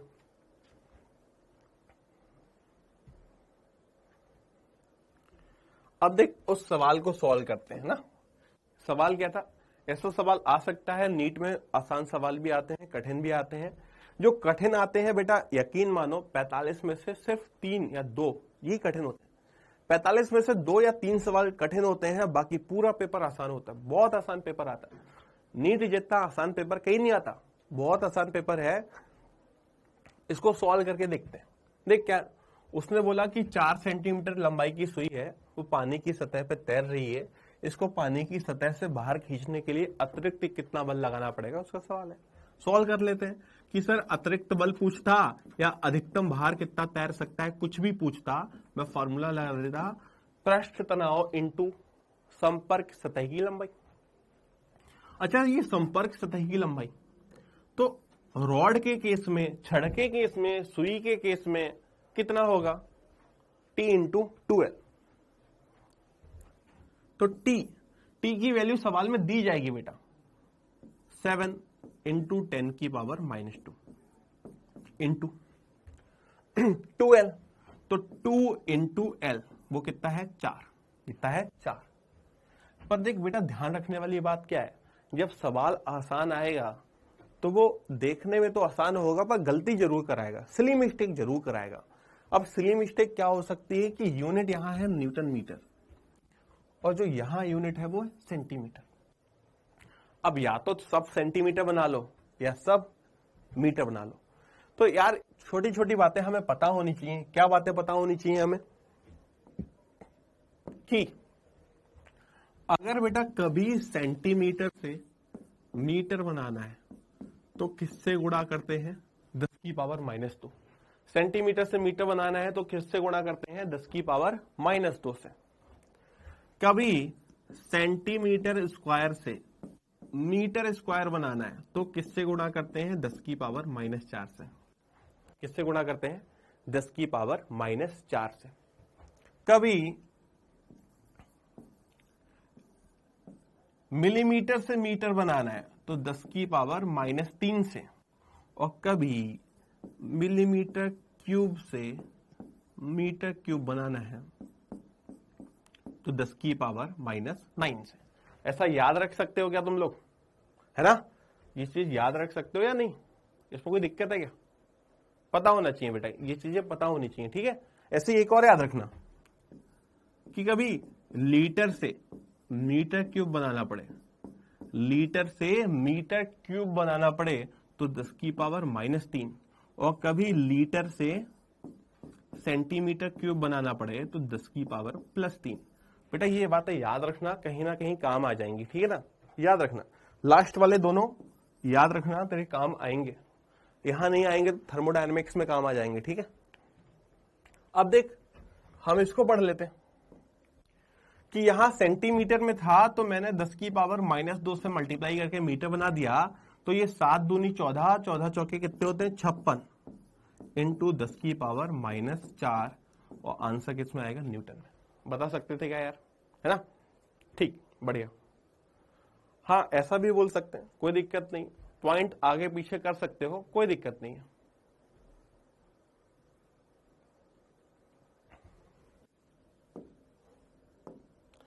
अच्छा, अगर वो सवाल हो गया तो सेम क्वेश्चन है, डाटा थोड़ा सा अलग है यार। इस सवाल को करके मुझे बताओ आंसर क्या आने वाला है। इस सवाल को करके बताओ आंसर क्या आएगा।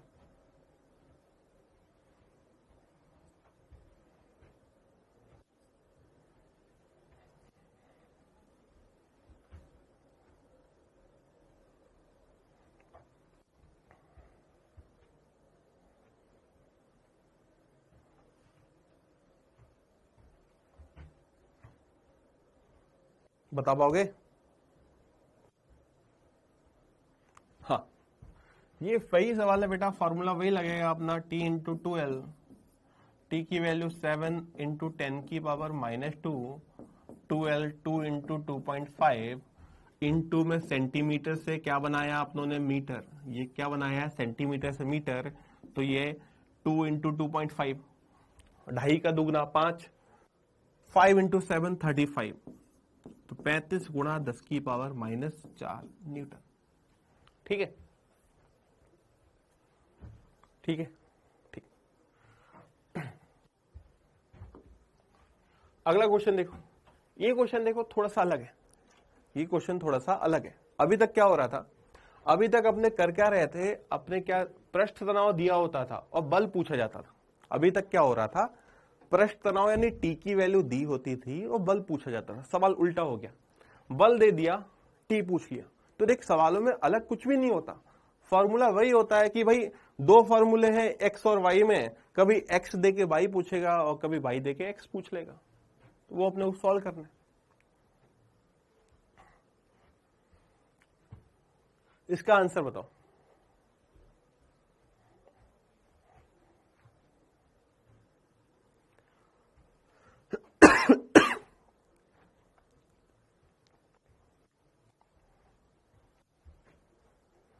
इसका आंसर क्या होगा? देखो सॉल्व करें कि देखो, एक तो सबसे पहले इसमें बलय है ना, रिंग है तो याद रखना यार कि भाई जो बल होगा अतिरिक्त बल T इंटू 4 पाई आर, है ना। अब बल उसने कितना बताया, बोला 8 न्यूटन, टी की वैल्यू पूछी है 4 पाई आर की वैल्यू कितनी दी है 1 मीटर। तो यहां से टी कितना आ गया 8/4 पाई यानी 2/पाई न्यूटन पर मीटर। ये आंसर आया कि नहीं आया यार? बेटा 2/पाई आएगा, 4 नहीं आएगा। जिसने 4 लिखा है बेटा वो ये भूल गया, ये यहां 4 आएगा, 4 पाई आएगा, है ना।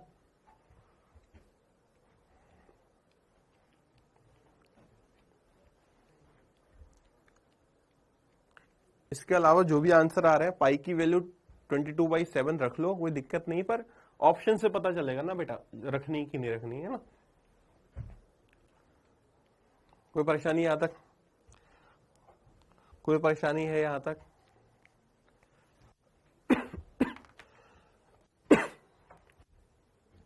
आगे बढ़े, अगला क्वेश्चन करेंगे। अगला क्वेश्चन करेंगे।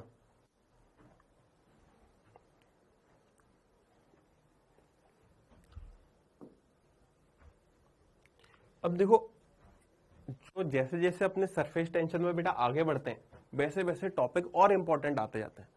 मान के चल कि सरफेस टेंशन में 4 टॉपिक हैं, तो 4 में से हमने जो पहला वाला पढ़ा, तो ये पहले वाले से आगे जो दूसरा वाला आया ये ज्यादा इंपॉर्टेंट है। पहला वाला उतना इंपॉर्टेंट नहीं था, पर दूसरा वाला उससे ज्यादा है, तीसरा वाला उससे ज्यादा है और चौथा वाला सबसे ज्यादा है ना। तो पहले वाले को अगर मैं समाप्त करना चाहूं तो देख, पहले वाले में बेटा जो ध्यान रखने वाली बातें थी, मैं पूछूं कि सरफेस टेंशन का रीजन, तो तू बोले ससंजक बल। मैं पूछूं कि भाई सरफेस टेंशन में अशुद्धि मिलाने पे क्या होता है, तो तू बोलेगा कि सर अगर आंशिक रूप से घुलनशील मिलाइए तो सरफेस टेंशन घटेगा और पूर्ण रूप से घुलनशील मिलाइए तो सरफेस टेंशन बढ़ेगा। मैं पूछूं ताप बढ़ाने पे, तो बोलेगा सरफेस टेंशन कम हो जाएगा। मैं बोलूं सरफेस टेंशन की वजह से लगने वाला बल कितना होगा, तो सरफेस टेंशन की वजह से लगने वाला जो बल होगा बेटा वो होगा T इंटू एल। क्या होगा? T into L. फिर उसके बाद पूछूं कि पानी की या द्रव की सतह पे अधिकतम कितना भार तैर सकता है, या द्रव की सतह से किसी वस्तु को उठाने के लिए अतिरिक्त कितना बल लगाना पड़ेगा, तो इसका सिर्फ एक ही फॉर्मूला है, T इंटू संपर्क सतह की लंबाई। रॉड, तार और छड़ के केस में 2L होती है, चकती के केस में 2πr होती है और वलय के केस में, रिंग के केस में 4πr होती है। ये बातें हैं, 4 लाइन की बात है, अभी तक सिर्फ यही पढ़ा है ना। आगे एक होती है पृष्ठ ऊर्जा। जैसे पृष्ठ तनाव था वैसे ही था पृष्ठ ऊर्जा। तो जो पृष्ठ पे तनाव था उसे पृष्ठ तनाव बोल दिया। उसी तरह से सेम डेफिनेशन है कि यार एक नाम से ही है कि पृष्ठ ऊर्जा क्या है, तो जो पृष्ठ की ऊर्जा होती है, तो जो पृष्ठ की ऊर्जा होती है वही पृष्ठ ऊर्जा होती है ना। बस इतनी सी डेफिनेशन कि जो पृष्ठ ऊर्जा है वो क्या है, कि जो पृष्ठ की ऊर्जा होती है वही पृष्ठ ऊर्जा होती है। बस इसमें एक बात ये समझ लो कि ये पृष्ठ ऊर्जा आई कहां से, है ना। ये पृष्ठ ऊर्जा इसके पास आई कहां से? तो देख, दुनिया में कोई चीज अपने आप से नहीं होती, कोई ना कोई चीज किसी ना किसी ने बनाई होती है। जैसे मैं बोलूं कि वो साबुन का बुलबुला तेरे बिना फूंक मारे बन सकता है क्या? साबुन का बुलबुला बिना फूंक मारे बन सकता है क्या? नहीं। तो दुनिया में जो भी सरफेस या जो भी चीज बनाई है वो किसी ने तो बनाई है। दुनिया में जो भी चीज बनी है या बनाई है वो किसी ने तो बनाई है ना? तो अपने बोल सकते हैं कि ये जो पृष्ठ ऊर्जा है वो आई कहां से? तो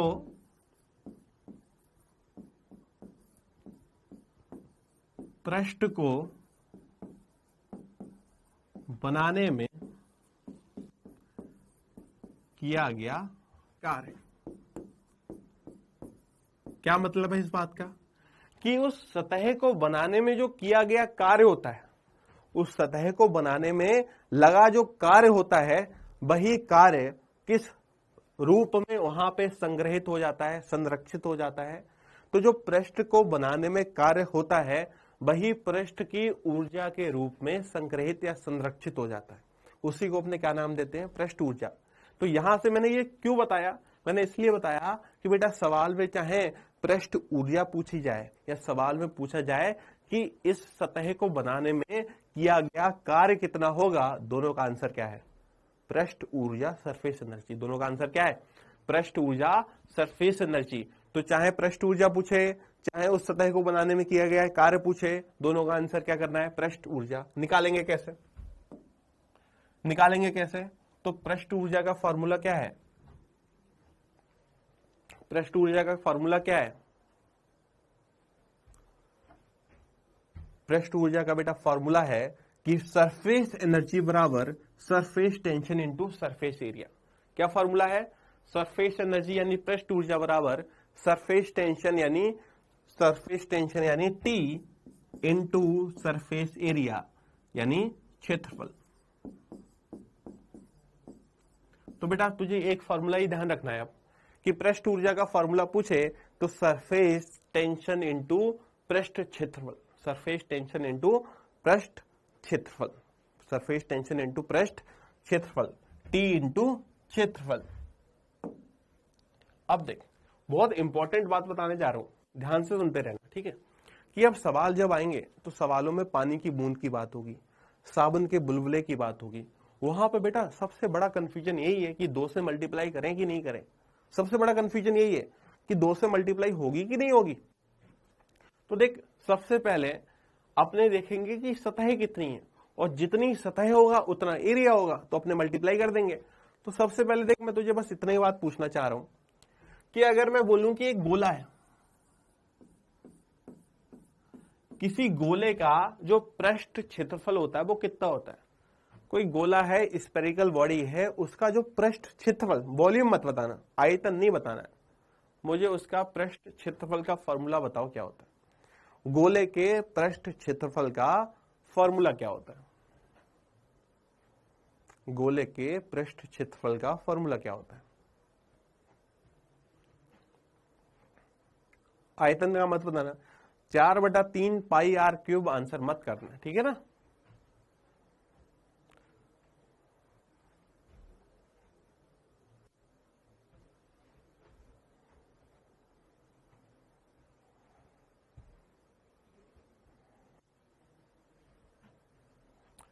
फोर पाई आर स्क्वायर सही है, गोले का 4 पाई आर स्क्वायर होता है, ठीक है बात, ठीक। अब देखो अपने बात पे लौट आते हैं कि यार कोई पानी की बूंद है, पानी की बूंद है। अच्छा, पानी की बूंद है तो पानी की बूंद के अंदर क्या होगा? पानी होगा। तो ये एक पानी की बूंद है, ठीक।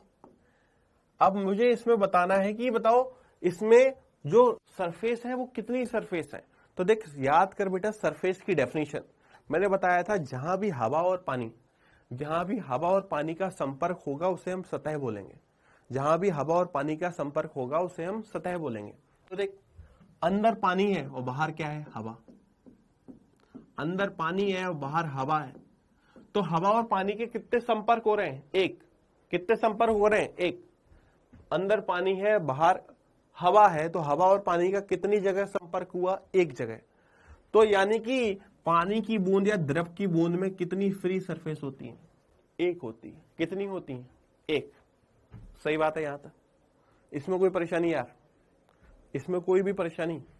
कि मैंने बोला कि पानी की बूंद है, उसके अंदर पानी है, बाहर हवा है, तो कितनी संपर्क सतह है कि पानी और हवा का एक जगह संपर्क हुआ, और मैंने बताया था जितनी जगह संपर्क होता है उतनी ही सतह होती है, तो एक संपर्क तो एक सतह। दूसरा कि अगर यार साबुन का बुलबुला होता तो साबुन के बुलबुले के अंदर थोड़ी कुछ होता है, साबुन के बुलबुले के अंदर पानी नहीं होता, इसके अंदर भी क्या है, हवा, और इसके बाहर भी क्या है, हवा। तो एक तो बाहर से कांटेक्ट और एक अंदर से। तो अगर साबुन का बुलबुला होता तो उसके अंदर भी हवा है, बाहर भी हवा है। तो एक तो ये बीच में जो पानी की लेयर है, बीच में पानी की लेयर है, तो इस पानी की लेयर का एक तो अंदर से हवा के साथ संपर्क है, और इस पानी की लेयर का बाहर से हवा के साथ संपर्क है। यानी कितने संपर्क हैं, कितने संपर्क हैं, दो। तो साबुन के बुलबुले में कितनी संपर्क सतह होती हैं, दो। साबुन के बुलबुले में दो संपर्क सतह क्यों है, ये समझ में आई बात। साबुन के सतह में दो संपर्क सतह क्यों है, ये समझ में आई बात। ठीक। अब देखो एक नाम बहुत आता है, इसके सवाल भी आते हैं कि द्रव की झिल्ली, ये जो द्रव की झिल्ली है, अगर ये सवाल में आ गया तो द्रव की झिल्ली इस तरह से समझो, वो किस तरह से होगी। अगर मैं तुम्हें एक एग्जाम्पल दूं कि इस तरह से, जैसे कॉपी का पेपर नहीं होता है, तो कॉपी का एक पेपर ऐसे पकड़ के देखो, तो कॉपी का एक पेपर मान लो ऐसी पतली सी एक द्रव की चादर है, तो उस द्रव की चादर को अगर पेपर को ऐसे पकड़ के देखूं तो इधर से भी हवा होगी और इधर से भी क्या होगी, हवा। लेफ्ट से, दाएं से और बाएं दोनों साइड से हवा होगी क्या। तो कभी द्रव की झिल्ली आ जाए तो इसमें भी हवा के कितने संपर्क होते हैं, दो। एक तो इस साइड से और एक ये पीछे वाली साइड से। तो द्रव की झिल्ली में भी कितने संपर्क होंगे, दो, है ना। अब सरफेस एरिया की बात करें तो यहां एक सरफेस तो 4 पाई r स्क्वायर इंटू 1, यहां दो सरफेस तो दो सरफेस एरिया, अंदर वाला और बाहर वाला, तो 4 पाई r स्क्वायर इंटू 2। और द्रव की झिल्ली का मान ले अगर इसका एरिया a है, मान ले कितना एरिया है a, तो यहां एरिया कितना हो जाएगा 2a, कितना हो जाएगा 2a। कोई दिक्कत इसमें, कोई परेशानी बेटा इसमें, कोई परेशानी,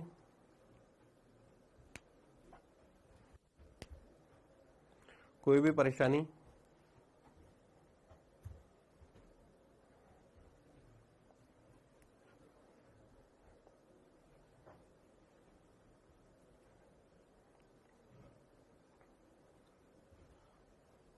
बेटा टाइम मेरे पास जो आया है, मुझसे बोला गया है कि 12 बजे तक क्लास हो सकती है, ठीक है।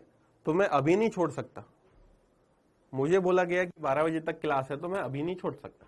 मैं तुमको 15 मिनट पहले छोड़ दूंगा, पर अभी नहीं छोड़ सकता, ठीक है।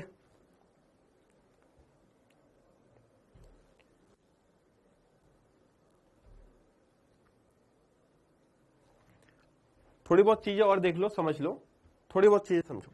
देख यहां तक अगर ये बात समझ में आई तो मान के चल अपनी आधी से ज्यादा प्रॉब्लम खत्म हो चुकी है, आधी से ज्यादा प्रॉब्लम खत्म हो चुकी है। मैं बेटा टाइम से छोड़ दूंगा, चिंता मत कर, तुझे खाना खाने का टाइम मैं दे दूंगा, चिंता मत करो।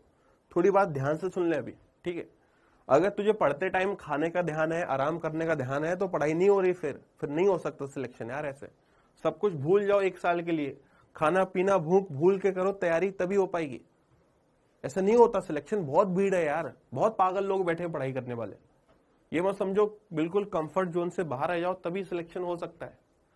सुन अब कि अगर ये तीनों नाम लिखे हैं तो काम हो गया, पर एक सवाल और आएगा।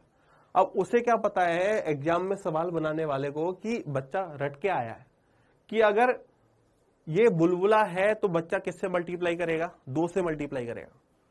बच्चा किससे मल्टीप्लाई करेगा, 2 से मल्टीप्लाई करेगा। उसे याद है कि ये बच्चा याद करके आया है, तो वो सवाल क्या दे देगा कि हवा का बुलबुला है। और इस पे बच्चे का ध्यान जाता ही नहीं कि हवा का बुलबुला, उससे कोई फर्क नहीं पड़ता। देख हवा का बुलबुला, क्या हवा का बुलबुला हवा में बनेगा क्या। तो स्ट्रॉ ले ले, वो जिससे जूस पीते हैं, उससे हवा में फूंक मारे, कभी बुलबुला बनेगा क्या, नहीं। हवा का बुलबुला कब बन सकता है कि अगर मैं उस पाइप से पानी के गिलास या जूस के गिलास में फूंक मारूं, तभी बुलबुला बनेगा। मतलब जो हवा का बुलबुला होता है वो हवा में नहीं बन सकता। हवा का बुलबुला किस में बनेगा, पानी में। हवा का बुलबुला किस में बनेगा, पानी में। तो मान ले ये पानी के अंदर एक हवा का बुलबुला है, पानी के अंदर हवा का बुलबुला है, तो अंदर क्या है? हवा, बाहर क्या है? पानी। अंदर क्या है? हवा, बाहर क्या है? पानी। तो देख कितने संपर्क हैं, कितने संपर्क है? बाहर पानी और अंदर हवा। सिर्फ एक ही संपर्क हुआ क्या? सिर्फ एक ही संपर्क हुआ क्या? सिर्फ एक ही संपर्क हुआ क्या? मतलब कि जो हवा का बुलबुला होता है उसमें संपर्क सतह सिर्फ कितनी होती है? एक। तो अगर हवा के बुलबुले का सरफेस एरिया लिखना पड़े तो कितना आएगा? 4 पाई आर स्क्वायर इंटू 1। कितना आएगा? 4 पाई आर स्क्वायर इंटू 1। तो बेटा बहुत ध्यान से कि कभी साबुन का बुलबुला बोले तब तो 2 से मल्टीप्लाई करना, पर हवा का बुलबुला दिख जाए कि पानी के अंदर बुलबुला बनाया है, कि पानी के अंदर बुलबुला बनाया है, तो आंसर क्या आएगा? 1।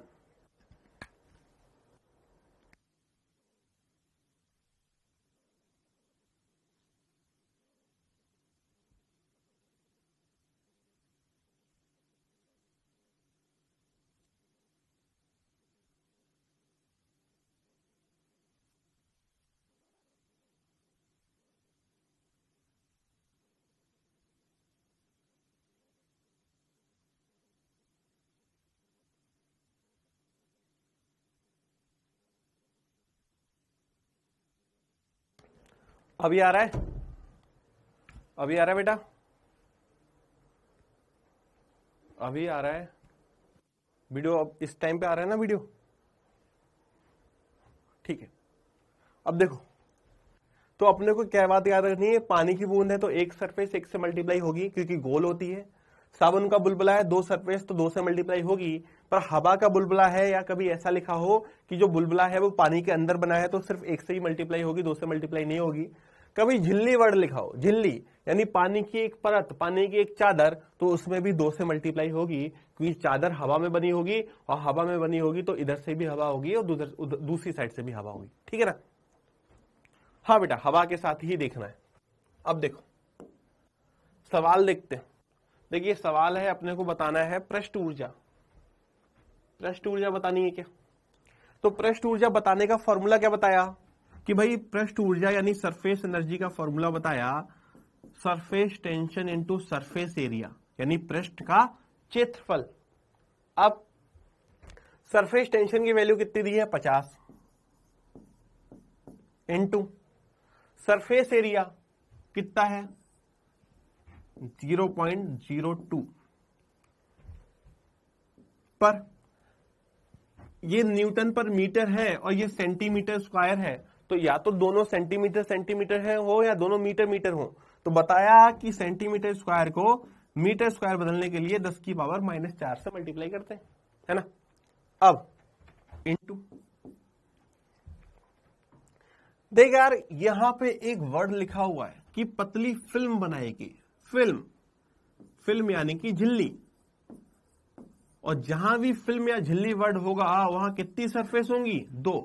तो एक 2 से मल्टीप्लाई भी होगी। तो इतना समझ में आया कि ये सरफेस टेंशन की वैल्यू 50 है, सरफेस एरिया की वैल्यू हमें मिल गई यहां से।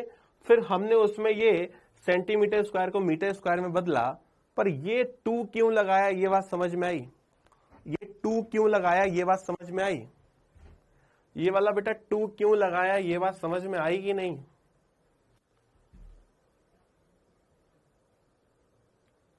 ये 2 क्यों लगाया? क्योंकि क्या वर्ड मेंशन है? फिल्म, और फिल्म है तो वो 2 साइड से हवा के संपर्क में होगी, है ना? क्या आंसर आएगा?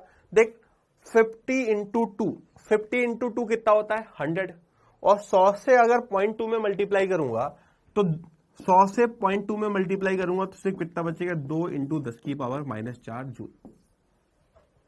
ठीक है क्या? ठीक है क्या? तो बेटा फिल्म या झिल्ली नाम देखना है तो 2 से मल्टीप्लाई करनी है। ठीक, अब देखो इसमें मैं तुम्हें 2 चीजें और बता रहा हूं। इस पे जो सवाल है वो मैं अगली क्लास में करा दूंगा, परेशान मत हो ज्यादा। ठीक है, ये ध्यान से सुन लो क्योंकि इस पे सवाल आने वाले हैं यार, है ना? अब देख सवाल क्या आएगा कि पृष्ठ ऊर्जा करके भी आ सकता है। सवाल पृष्ठ ऊर्जा करके भी आ सकता है, पर सवाल ऐसे भी आ सकता है मैंने बताया था कि सरफेस को बनाने में जो कार्य किया जाता है वो भी पृष्ठ ऊर्जा की फॉर्म में स्टोर हो जाता है ना। तो देखो, तो अगर मैं पूछूं कि आर्क त्रिज्या की बूंद को बनाने में कितना कार्य किया, आर्क त्रिज्या की बूंद को बनाने में कितना कार्य किया, तो जो कार्य होगा वही तो पृष्ठ ऊर्जा होगी। तो पृष्ठ ऊर्जा का फॉर्मूला होता है surface tension into surface area. ये देखो, अब सरफेस टेंशन की वैल्यू तो T। अच्छा, बूंद के केस है, किसका? पानी की बूंद है। पानी की बूंद में सरफेस एरिया कितना होता है? 4πr² इंटू 1, यानी आंसर सिर्फ क्या 4πr² आएगा?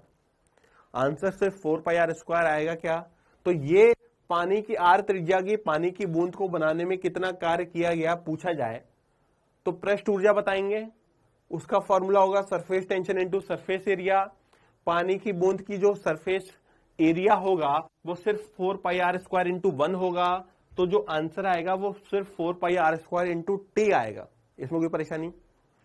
अब देखो, अगर इसकी जगह पे होता कि हमें साबुन का बुलबुला बनाना है, तो बेटे साबुन का बुलबुला बनाना है तो पृष्ठ ऊर्जा क्या होगी? तो बोला surface tension into surface area.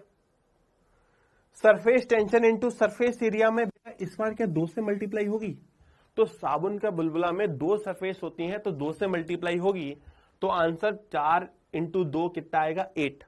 तो देख, तू 8 याद मत रख, तो हमेशा याद रख कि 4πr² इंटू में क्या लगा दूंगा? 2। इंटू में क्या लगा दूंगा? 2 लगा दूंगा। पानी की बूंद है तो इंटू में क्या लगाऊंगा? 1।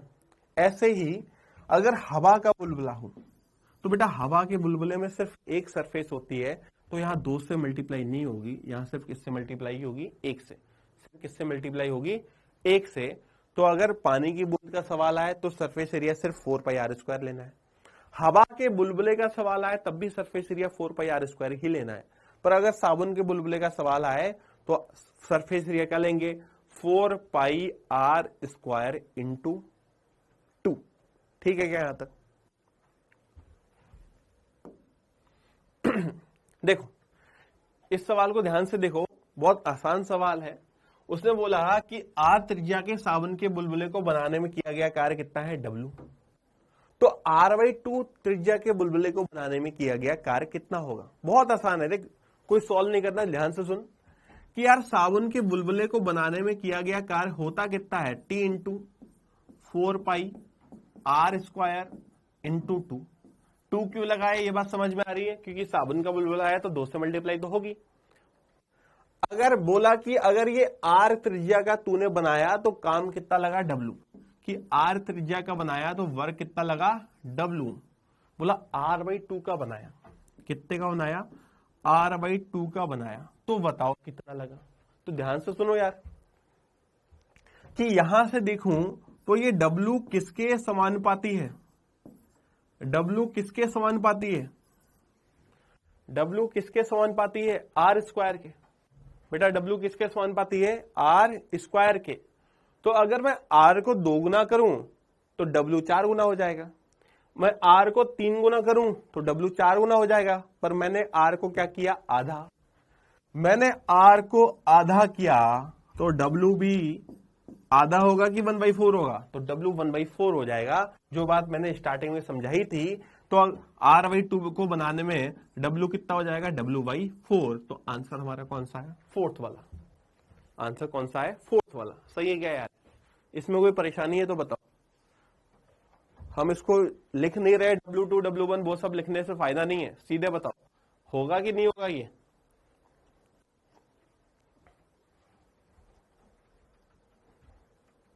होगा कि नहीं?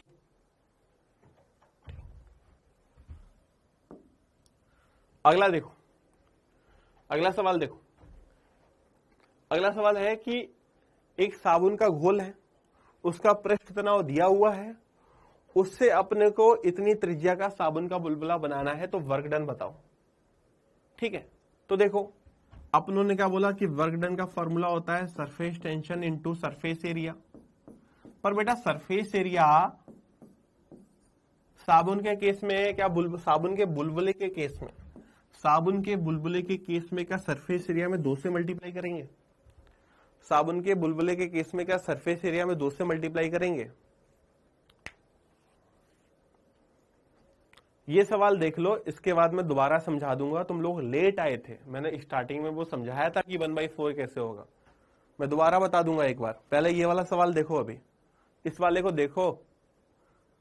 ये फॉर्मूले में कोई दिक्कत है क्या कि ये कहां से लगा दिया तुमने एकदम से? इसमें कोई दिक्कत है क्या कि t इंटू 4πr² इंटू 2 होगा? इसमें कोई परेशानी है क्या?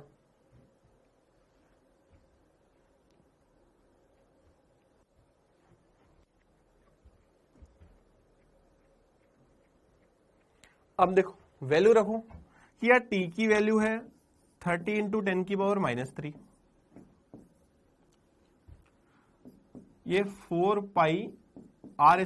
r कितनी त्रिज्या को बनाना है? 0.2 इंटू में 2। सबकी यूनिट सही है तो कोई परेशान होने वाली बात नहीं, मल्टीप्लाई कर लो, आंसर आ जाएगा। नहीं कर सकते क्या? मल्टीप्लाई कर सकते हो क्या? आंसर बताओ मुझे। मैं इसको सॉल्व नहीं करूंगा बेटा, मैं इसका सीधा आंसर बताऊंगा, मैं इसको सॉल्व नहीं करने वाला। मुझे बताओ, क्योंकि देखो यार नीट की तैयारी कर रहे हो तो इसको तो सॉल्व करना आना चाहिए। इतना तुमसे उम्मीद की जाती है कि यार इसको सॉल्व कर लो, क्योंकि इसको सॉल्व नहीं हो पाया तो फिर दिक्कत है यार।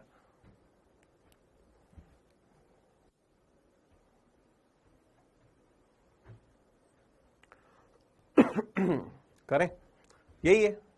कैसे यार? दिख रहा है कि ये पॉइंट लगा है ना? अगर मैं सॉल्व करके भी दिखाऊं तो इसको देखो 2 इंटू 10⁻⁻1 लिख लो और इसका स्क्वायर कर लो। क्या लिख लो? 2 इंटू 10⁻⁻1 का स्क्वायर। तो देख ये 2 का स्क्वायर 4 हो जाएगा, 4 इंटू 2 8 हो जाएगा, 8 इंटू 4 कितना हो जाएगा? 32, और 32 गुणा 3 96 होता है। तो जो ऑप्शन में 96 होगा वो वाला सही है, तो ये वाला अपना आंसर हो गया, है ना? अब देखो यार मैं कोई नया सवाल अभी नहीं करा रहा, मैं पुराना वाला ही बता देता हूं। नया नहीं करा रहा, पुराना वाला ही बता देता हूं। पुराना वाला क्या था? अब यार ये तुम्हें समझ नहीं आ रहा कि वो 1/4 कैसे हो गया। तो ये बता, तुझे ये समझ में आया कि अगर मैं इसको दुगुना करूंगा तो 2 का स्क्वायर, ये w 4 गुना हो जाएगा। ये स्क्वायर है ना, तो अगर मैं इसको 2 गुना करूंगा तो w 4 गुना होगा, क्योंकि 2 का स्क्वायर क्या होता है? 4। मैं इसको 3 गुना करूंगा तो ये 9 गुना होगा, क्योंकि 3 का स्क्वायर क्या होता है? 9। अगर मैं इसको 4 गुना करूंगा तो w कितने गुना होगा? 16 गुना, क्योंकि 4 का स्क्वायर क्या होता है? 16। तो बेटा ये सोचना कि यार ये क्या है? ये 1/2 गुना किया, आधा किया, तो आधे का स्क्वायर क्या होगा? 1/4। तो वो w/4 हो जाएगा, उसमें क्या दिक्कत है ना? अब किसी को कोई डाउट है वो पूछ लो, जिसके को जो डाउट है वो पूछो, ठीक है? बाकी लोग फ्री हो सकते हो, मैं बाकी किसी को जो डाउट नहीं है वो जा सकता है। जिसके कोई डाउट है वो बेटा आराम से पूछ लो, ठीक है? पूछो, क्या दिक्कत है?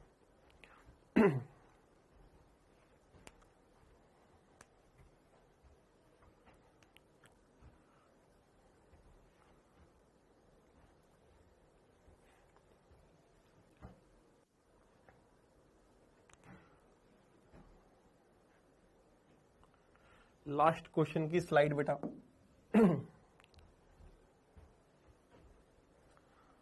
मैं रिवीजन वगैरह के बारे में बताऊंगा सब, मैं तुम्हें बताता रहूंगा, अभी नहीं, कल अभी बताऊंगा, टाइम खराब होगा।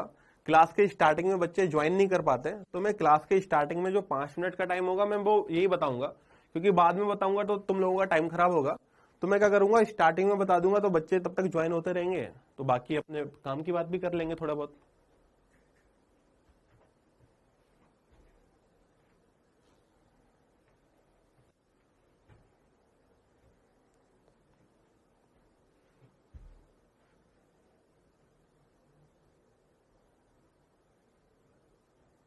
नहीं बेटा, फॉर्मूला हमेशा अपने बनाओ, किसी दूसरे के शॉर्ट नोट्स कभी काम नहीं आते। तुम्हारे खुद के हाथ से लिखा हुआ फॉर्मूला ही काम आएगा, है ना? हमेशा अपने बनाओ। बेटा मेरा नाम आप लोगों के पास आया होगा, और नाम से कोई फर्क नहीं पड़ता, तुम बस पढ़ने से मतलब रखो। कोई फर्क नहीं पड़ता कौन पढ़ा रहा है, क्या पढ़ा रहा है। मैंने पढ़ाया, तेरा सवाल बना तो मैं अच्छा हूं, मतलब कोई फर्क नहीं पड़ता, इसमें कुछ नहीं रखा, कोई मतलब नहीं।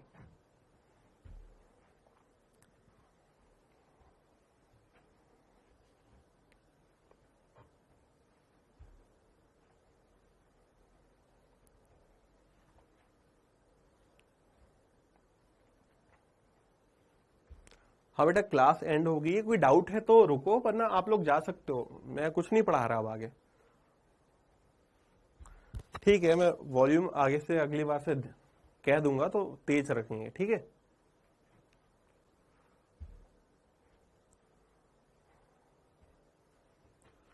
फिजिक्स के क्वेश्चन हो जाएंगे, पढ़ना पड़ेगा बेटा यार, सीरियस होना पड़ता है। अगर फिजिक्स के सवाल नहीं बन रहे, डेली टारगेट करो कि डेली 30 सवाल बनाओगे। कोई भी सब्जेक्ट है उसमें अगर तुम्हें कंफ्यूजन है तो 30 सवाल बनाओ डेली, 30 सवाल बनाओ डेली, सवाल बन जाएंगे। हाँ जा सकते हो बेटा, जा सकते हो, डेली 30 सवाल बनाओ, अपने आप सब कुछ अच्छा होने लगेगा। डेली 15 मिनट फार्मूले याद करो, डेली 30 सवाल बनाओ। हाँ मैं बनवाऊंगा नहीं, मैं तुम्हें बताऊंगा शॉर्ट नोट्स बनते कैसे हैं, मैं तुम्हें किसी 2-3 टॉपिक के बना के दिखाऊंगा।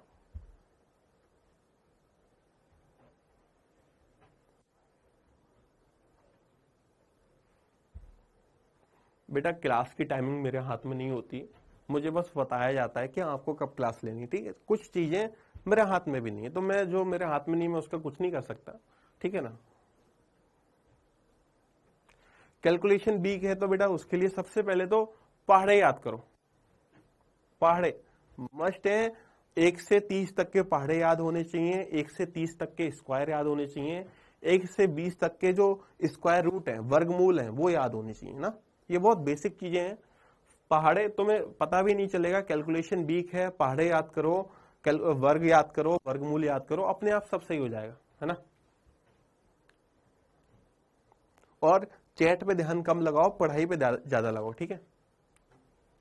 ध्यान चैट में बिल्कुल नहीं होना चाहिए, सारा ध्यान पढ़ाई में होना चाहिए कि वो बोल क्या रहा है, तुम क्या लिख रहे हो, वो तो बाद में भी हो सकता है ना, है ना। चलो खत्म करते हैं क्लास, ठीक है। मैं शॉर्ट नोट्स बनवाऊंगा, बताऊंगा मैं कैसे बनाना है, ठीक है, तो उसकी चिंता मत करो, मैं बताऊंगा, ठीक है। ओके बेटा, बाय।